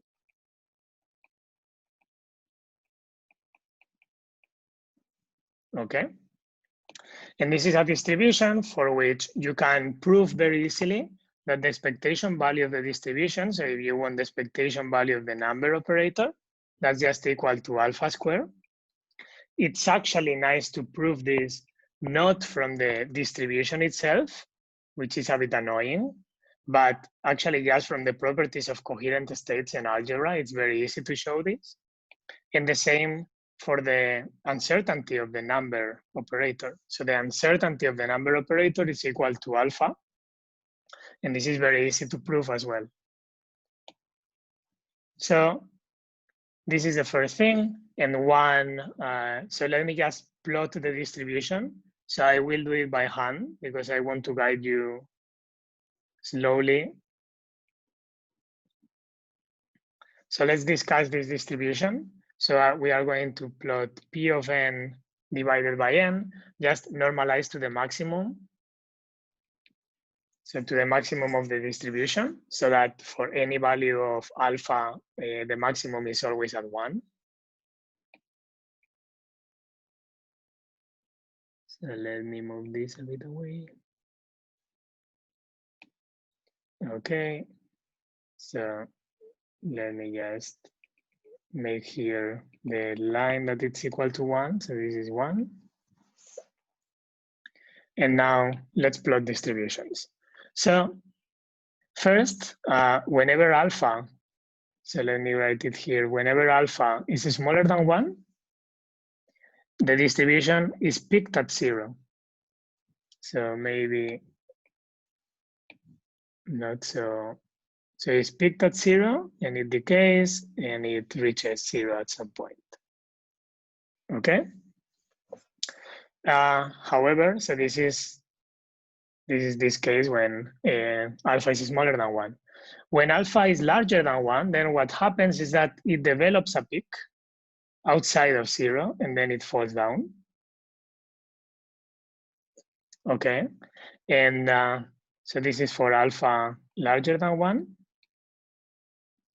And actually, when alpha is really, really much larger than 1, so it's really large enough, then this distribution is essentially just a distribution of the normal type that you know, that it's relatively symmetric, it has a single peak, and what's important about this is that the width of this distribution it's equal to alpha, and the mean value of the distribution it's equal to alpha squared. So this will become very important later because this is telling you that the width of the distribution is smaller than the mean, and therefore this is a distribution that it's a well-defined peak in some position of an average number of quanta or an average energy. Okay, so is this clear? So just peaked at 0 for alpha smaller than 1, peaked at other point other than 0 for alpha larger than 1, so it has a maximum different than 0, but it's still with a funny shape like this, very non-symmetric. But then for large alpha, then it becomes more and more symmetric, even approximately a Gaussian, as we will use sometime, a Gaussian distribution with a width that it's smaller than the average. Okay, so more properties of coherent states. Important property, overlap.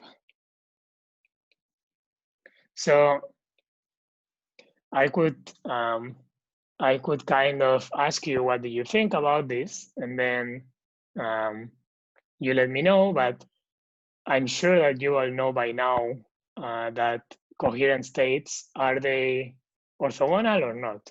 Is their overlap equal to 0? So if I ask you what is the overlap between two coherent states with amplitudes alpha and beta, is this equal to 0 or different than 0? So maybe let's do a funny game. Everyone who thinks it's equal, no, different than 0, raise your hand. You can raise your hand in the, well, the ones who have the video, you can raise your hand, but everyone else can raise their hands in the Zoom, in the Zoom like options. I don't see any hands. So, oh, okay. I see some hand. So it's important that you learn to use these tools in Zoom. So as far as I see, there is only 2 or 3 people. Okay, 4 that think that their overlap is different than 0. Very well. So indeed, the overlap is different than 0. There is a trivial way of seeing it.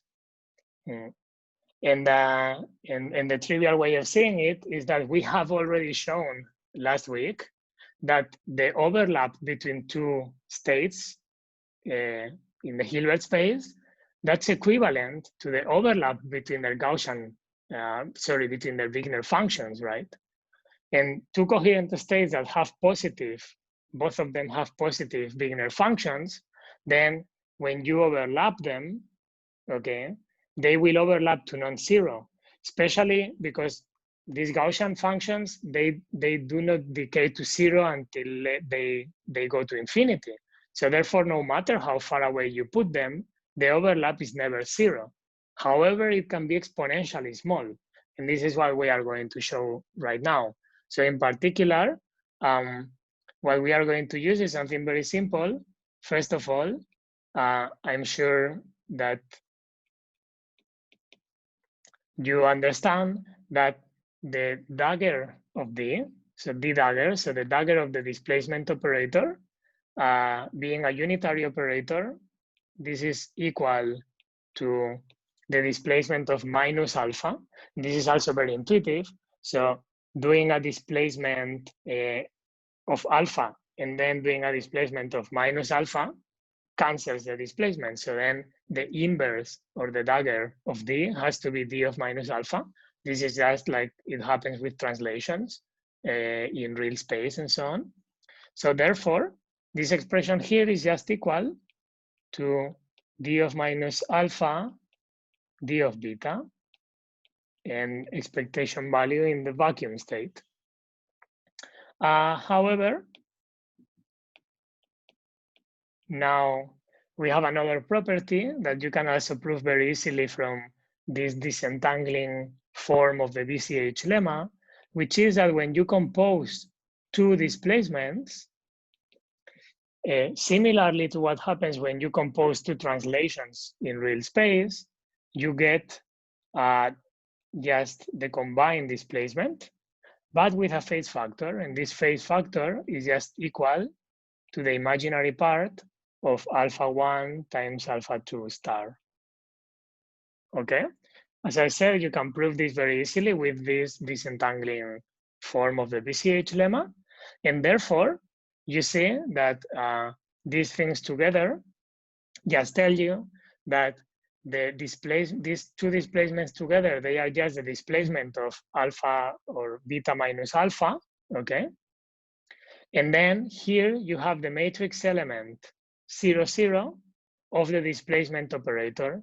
But we have already seen that the displacement operator can be written in this kind of form acting on vacuum, right? So then we get the element 0 of this distribution essentially. So in particular, without further ado, let me just give you the formula.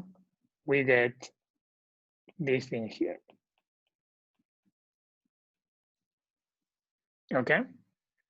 So as promised, the overlap between two coherent states is not zero, okay? But it is exponentially small. So it means that coherent states are approximately orthogonal as long as their Gaussians do not overlap. So in the moment that you bring them apart, then they are really exponentially orthogonal. But still they are not orthogonal, so they do not form an orthogonal set. However, and this is the next property, so it's really important, this property here, that is related to completeness. So they are not orthogonal, but what we are going to prove is that actually we can build a resolution of the identity with them. So in this sense, they are complete. In particular, if we do the integration of their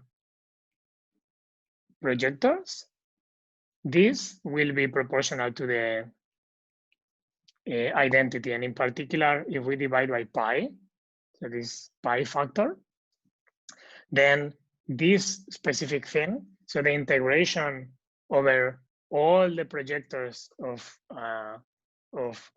coherent states, so alpha for all complex values, this will be equal to the identity in the Hilbert space. And how do we prove this? It's very easy. So we will just write a representation of coherent states in terms of Fock states, and then we will see automatically that the identity comes very naturally. So in particular, let me do the following. Let me define alpha with some amplitude and phase. So alpha, it's mu e to the I phi. And now let me introduce in this expression the Fock state representation of the coherent states, in particular indices mn for the ket and the bra. So we go from 0 to infinity, and then we have the ket with m, the bra with n, and now we have the integration over the amplitude. So 0 to infinity of mu d mu.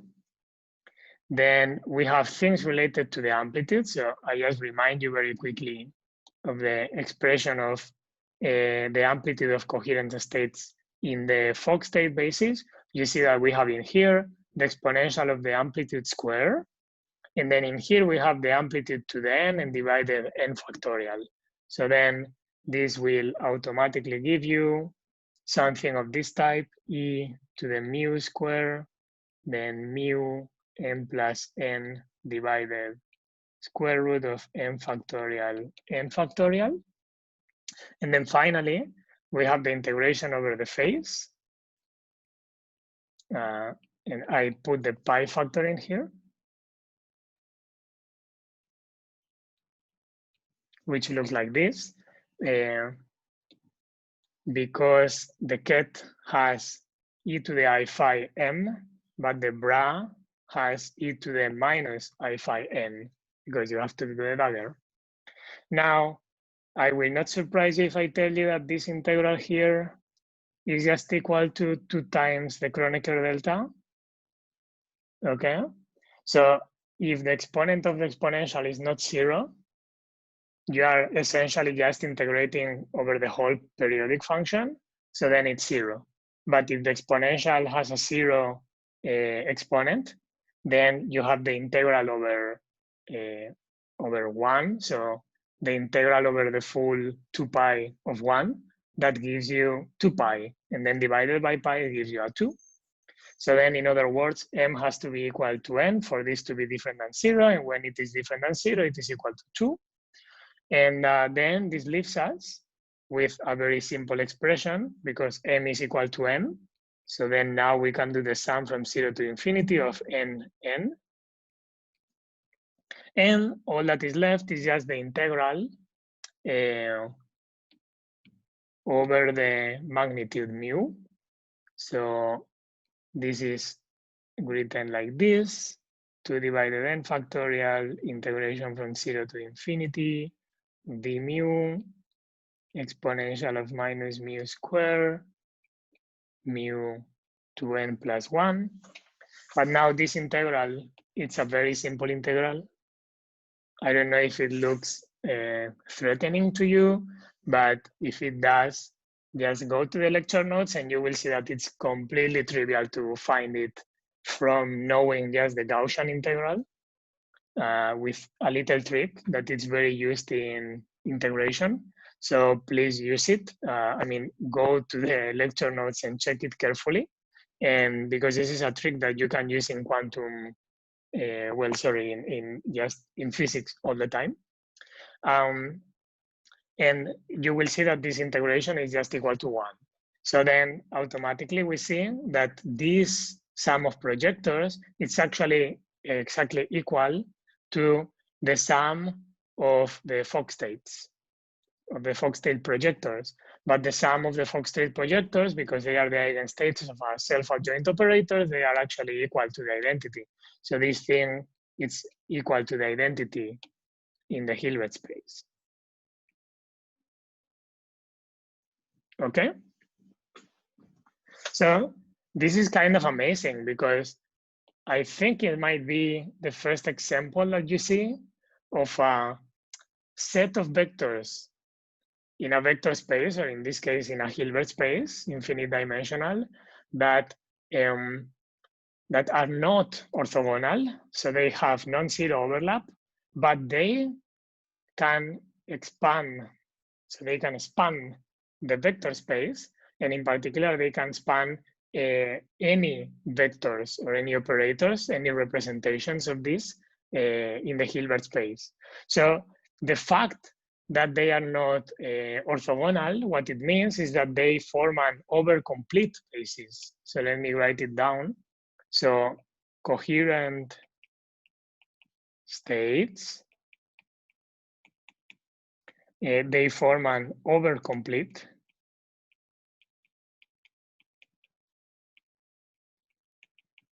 basis of the Hilbert space. Okay. The fact that this is overcomplete, it simply means that we have more vectors than we need. Okay. In particular, in here, you might wonder how many do we have. So it's very easy to understand. So we have seen one basis of the Hilbert space that can be built from a continuous set that are, for example, the eigenstates of position, right?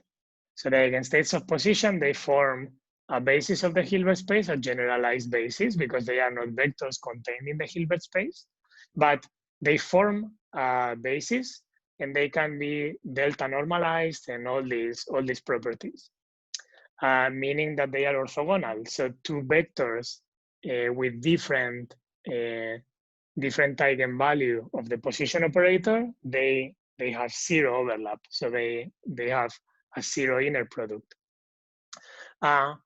Here we actually see that what we have is an integration not over real numbers, but over complex numbers, right? So this means that we have a double integration over real numbers because every complex number has a real part and an imaginary part, and both of them are real numbers. So therefore we see that here we have kind of twice the number of vectors that we need in some notion. So instead of a simple infinity, instead of a single real line, we have a real line and then another real line. So the real and the imaginary parts.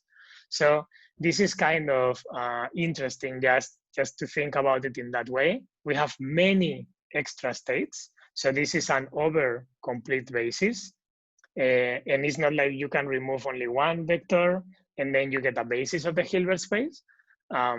So you need to remove many, many of them in order to get a real basis of the Hilbert space. However, the fact that it is overcomplete, it's actually not a bad thing on many regards. And you can use the property of overcompleteness for many useful things in quantum mechanics, such as, for example, that you can represent any operator, okay, any operator that you think about, you can represent it just as a diagonal in this overcomplete basis, okay? You don't need cross elements between alpha and beta, let's say. You can represent it always with alpha, alpha. And this is very useful for some things. And well, I think that I will add it to the notes and you can see it in the notes, but we will not use it, unfortunately, here too much. But it's something that is good that you have some general culture about it. So I wanted to let you know. Okay, so then this is essentially everything I wanted to tell you about properties of coherent states and the meaning of coherent states. And now what we are going to do is that using coherent states, we are going to develop a criterion for Gaussianity of any state, okay? So, and the criterion is the following. The criterion says that rho, so any state rho, is Gaussian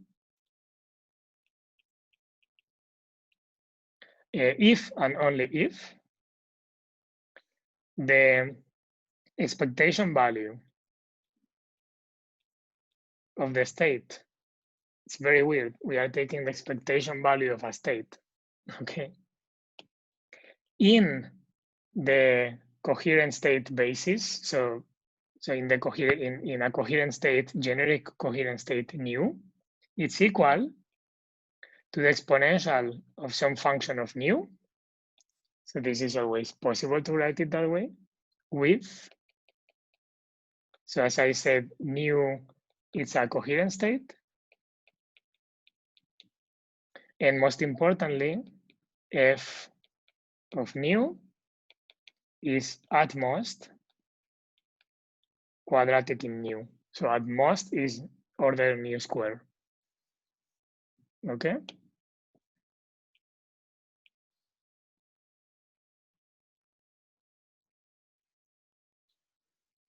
So this is a very interesting criterion because the only thing that you have to do, if I give you any state rho, the only thing you have to do is evaluate this expectation value and then find as a function of nu how it is.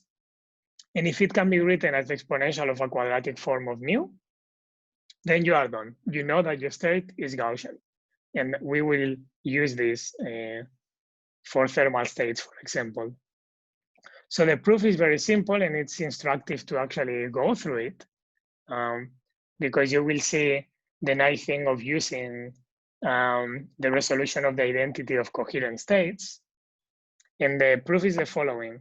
So let me compute the characteristic function, not the Wigner function itself, but the characteristic function of the state rho. Remember that we define this as the expectation value of the displacement operator. So it's the trace of rho times the displacement operator. And now we use a couple of things. So the first thing that we use is the fact that we are going to define a variable, a complex variable beta, that is just x plus ip over 2. So I could call it alpha as well. I just choose to call it beta for convenience. And then we use another form of the displacement operator, similar to the one that we have used already, which is this one here. So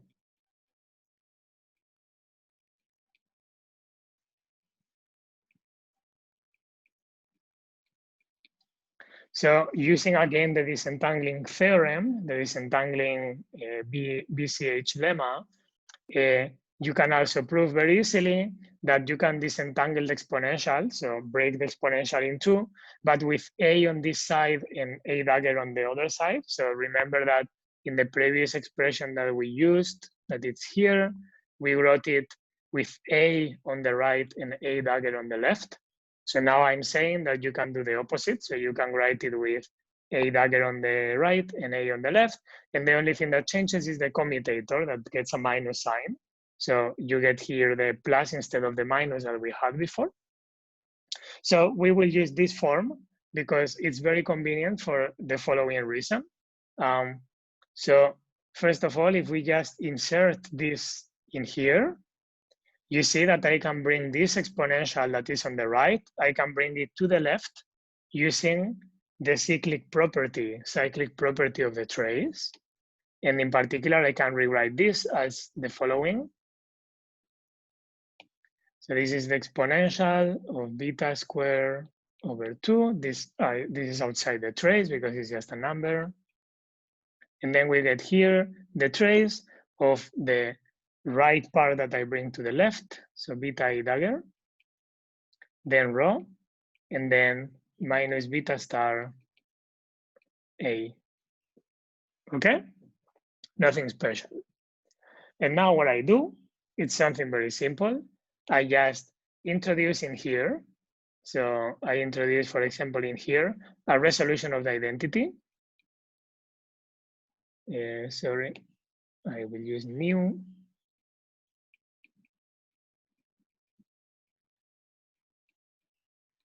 Where new are coherent states. So as we said, this is the identity, right? So I can put it inside. And therefore, what I get, also remembering that, of course, another way of saying this, so let me,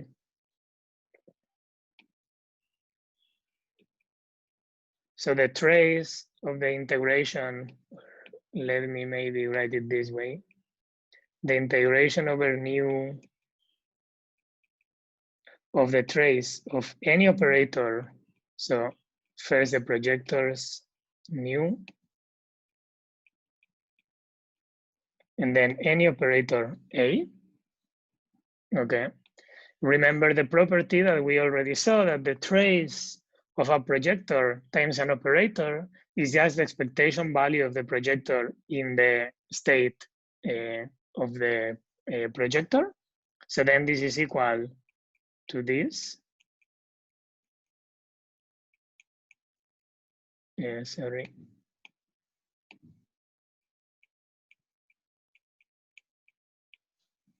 Okay, so this is a very useful expression because this is also equal to just the trace of the operator. And this is just telling you that you can evaluate the trace instead of in a basis of the Hilbert space or a normal basis, you can evaluate the trace in this kind of overcomplete basis as well, just like you would do in a normal basis. So just take the diagonal elements, nu of A, and add them up, okay, with the proper sum. So then this automatically means that we get something like this. And now we have the following. Just the A operator in here is just the density operator rho, and then the exponential of, so a function of A, and then on the right, and then on the left, a function of A dagger. But the new, so the coherent states, they are eigenstates on the right of A and eigenstates on the left of A dagger, okay? This is why sometimes it's so useful to evaluate traces in this way, because when your expression, it's in what we call normal order, which means that all the dagger operators are on the left and all the non-dagger operators are on the right, then these kind of expressions are trivial to evaluate. And in particular, in this case, we simply get something like this. This is the integration of the nu over pi, and then exponential of beta. Let me do something. So I will put everything together. It's a bit more neat. So beta squared over 2, and then plus beta nu star. This comes from this part in here. Okay, so we have to replace A dagger by its eigenvalue, which is nu star in here. And then the same for the annihilation operator, we get mu, this is star.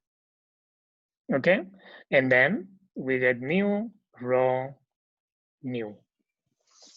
Okay, so I don't know if it looks a bit kind of trivial manipulations that we are doing that we have actually finished, because we have been able to write the characteristic function, okay, as the integration of the exponential of a quadratic form times this object here that is the expectation value of the density operator in the coherent state basis, okay?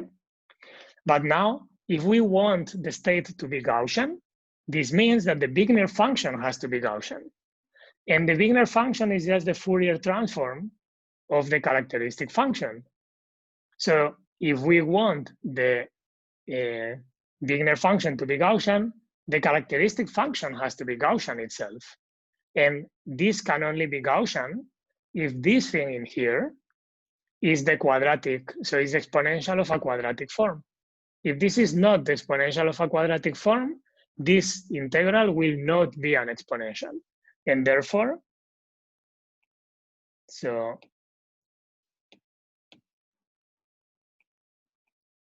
this implies that this is Gaussian, so the characteristic function is Gaussian only if this criterion is satisfied, okay? So is it clear? So the expectation value of the state in the coherent state basis as a function of the coherent state index needs to be the exponential of a quadratic form if we want the characteristic function to be a Gaussian, and therefore the Wigner function to be Gaussian.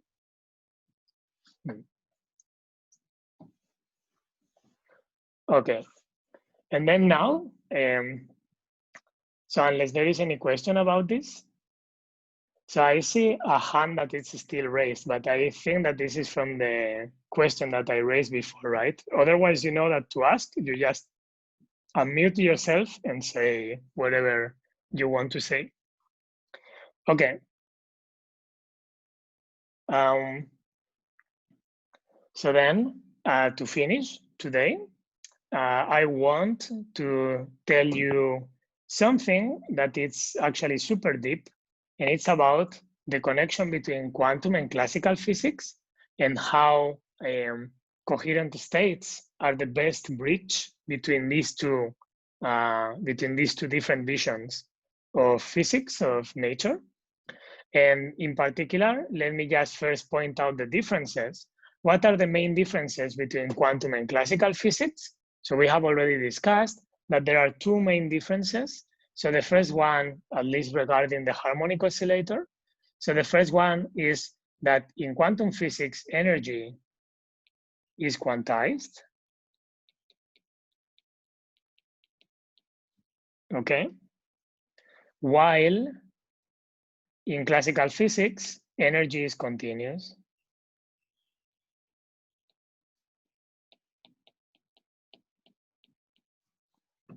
Okay. So perhaps to make it grammatically correct, we can exchange the order of these two, and that's fine. Okay, continuous energy. Then the second thing that we have seen, so this means that if you measure the energy of your system, classically, you can expect any energy. So the Hamiltonian can be anything between 0 and infinity. While in quantum physics, we have seen that the energy comes in packets of h bar omega. On the other hand, in quantum physics, we have undefined trajectories.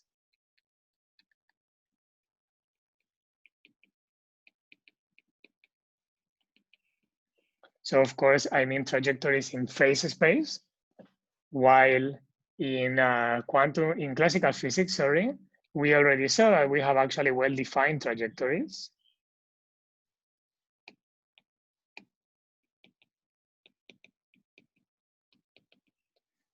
And in particular, you remember that we discussed the classical harmonic oscillator, and we saw that in time, it is describing just a circular trajectory in phase space that is very well defined, and at every point you can say where the oscillator is. So now these seem like two completely radically opposite like visions of the same system, right?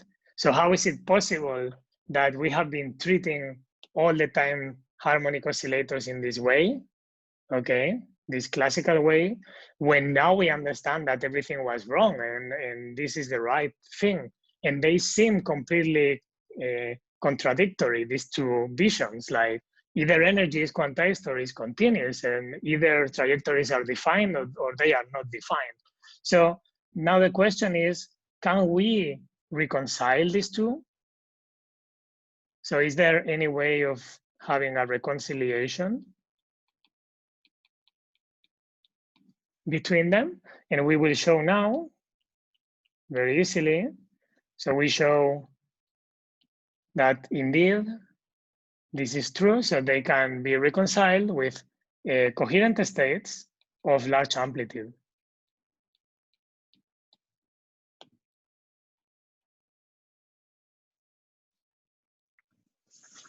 Okay, so coherent states of large amplitude reconcile these two visions. And the idea is very simple. So so first we should define what we mean by reconciling quantum and classical physics. So for me, the idea is the following. So this is a personal vision, but I think it coincides with what everyone kind of thinks. So when we say that we want to recover classical physics from quantum physics, well, for me, what it means is that we want to recover the statistics that we expect classically. So if the world was classical, we recover the statistics in the quantum theory.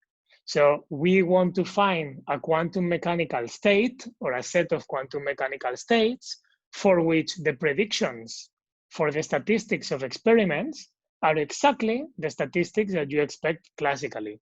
So let me write it down. So the idea will be to find the quantum state, okay, that predict the statistics expected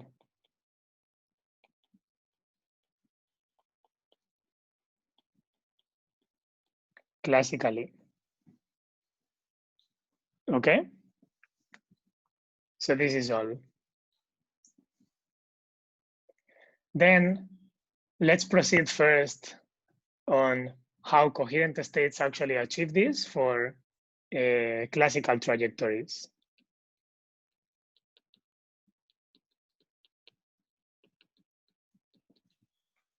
So imagine that you start with the oscillator at time 0 in a coherent state, alpha. And now I ask you the question of what happens at some time t. So the Hamiltonian of the harmonic oscillator, we know what it is h bar omega a dagger a. So then the time evolution operator, we can write it just in this way. Okay, so if you want, I don't even write a dagger a, this is just the number operator acting on alpha. So this is the state at some other time. But now, let me just give you the final form in the Fock state basis. It's very trivial because we know the representation of this state in the Fock basis. And this is so the Fock basis are the eigenstates of the number operator.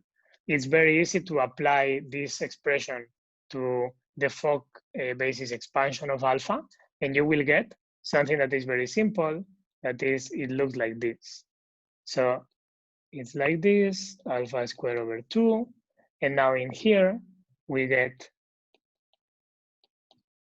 just this expression here. So the only thing that has changed with respect to the normal or to the form that alpha already had is that now the amplitude alpha is multiplied by this phase factor e to the minus I omega t. So in other words, this state in here is actually a coherent state as well, but now with an amplitude that rotates in time. Okay, so this is a rotating coherent state.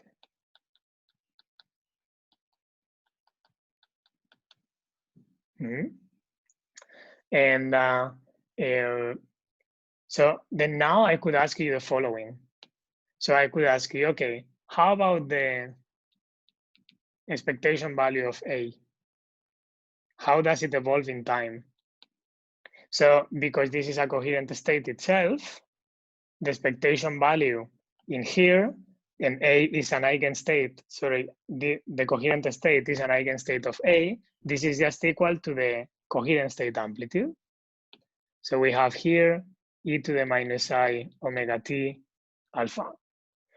But this is quite incredible because if you remember, we already saw the amplitude, the complex representation of the harmonic oscillator. Let me very quickly go back to it because I really want you to remember. So let me see where we have it. Here. So remember that for a classical harmonic oscillator, we already defined a complex parameter that was essentially position plus I momentum, okay? In terms of which the trajectory in phase space just reads like this. So we have some initial complex number or some initial amplitude together with some initial phase. And then we have an amplitude, sorry, a phase that moves in time just linearly with time. So it's minus I omega t. So essentially, I am showing here that we get exactly the same thing. So let me go back to it.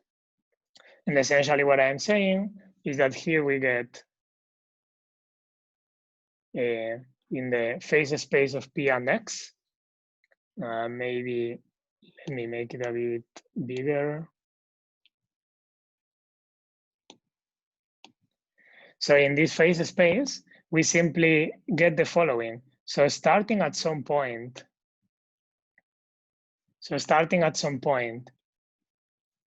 that has an amplitude. So this is the phase phi of the state.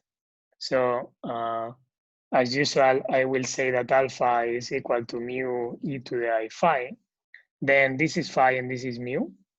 And then what we get is that this expression here tells you that on average, the oscillator will be describing the classical trajectory. Okay. And but now what's important is that if you ask what is at a given point, so it doesn't matter where, so imagine that you are at this point, what is the uncertainty around it? We already know that for any coherent state and for any quadrature, the uncertainty of the quadratures is equal to 1, exactly 1 for all phi. So this means that this uncertainty is exactly equal. So it's a circle of radius 1. So this is something that we have studied already. But this means something very important. This means that the signal to noise ratio, so this is something that is very important in experiments, signal to noise ratio. So the signal in this case meaning in which point we are in the trajectory, and the noise meaning how much fluctuations. So how much fluctuations around that point we have, it's equal to, or it goes as the expectation value of A divided by delta x of any quadrature, it doesn't matter which one. And then this actually goes to infinity as the expectation value, sorry, the amplitude goes to infinity. Okay? So this means that for all practical purposes,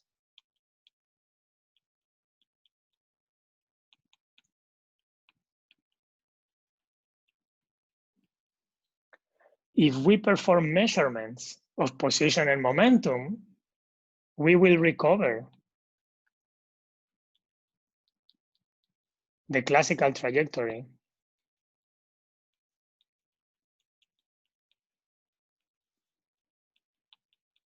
And most importantly, with negligible noise. Oops.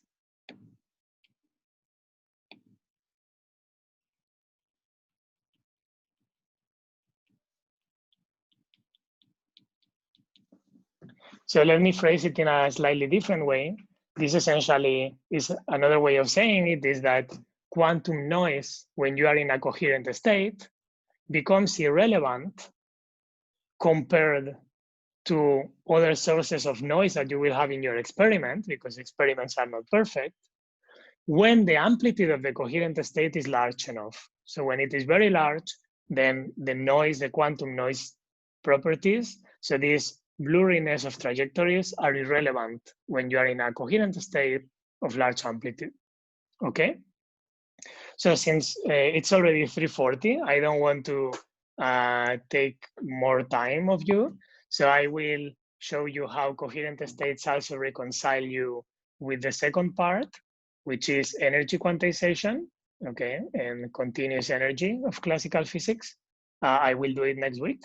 And also we can recover this discussion, which is very nice, about the connection between quantum and classical. So see you next week. And thank you for paying attention. And thank you for showing some faces. Maybe we can put more and more faces next week.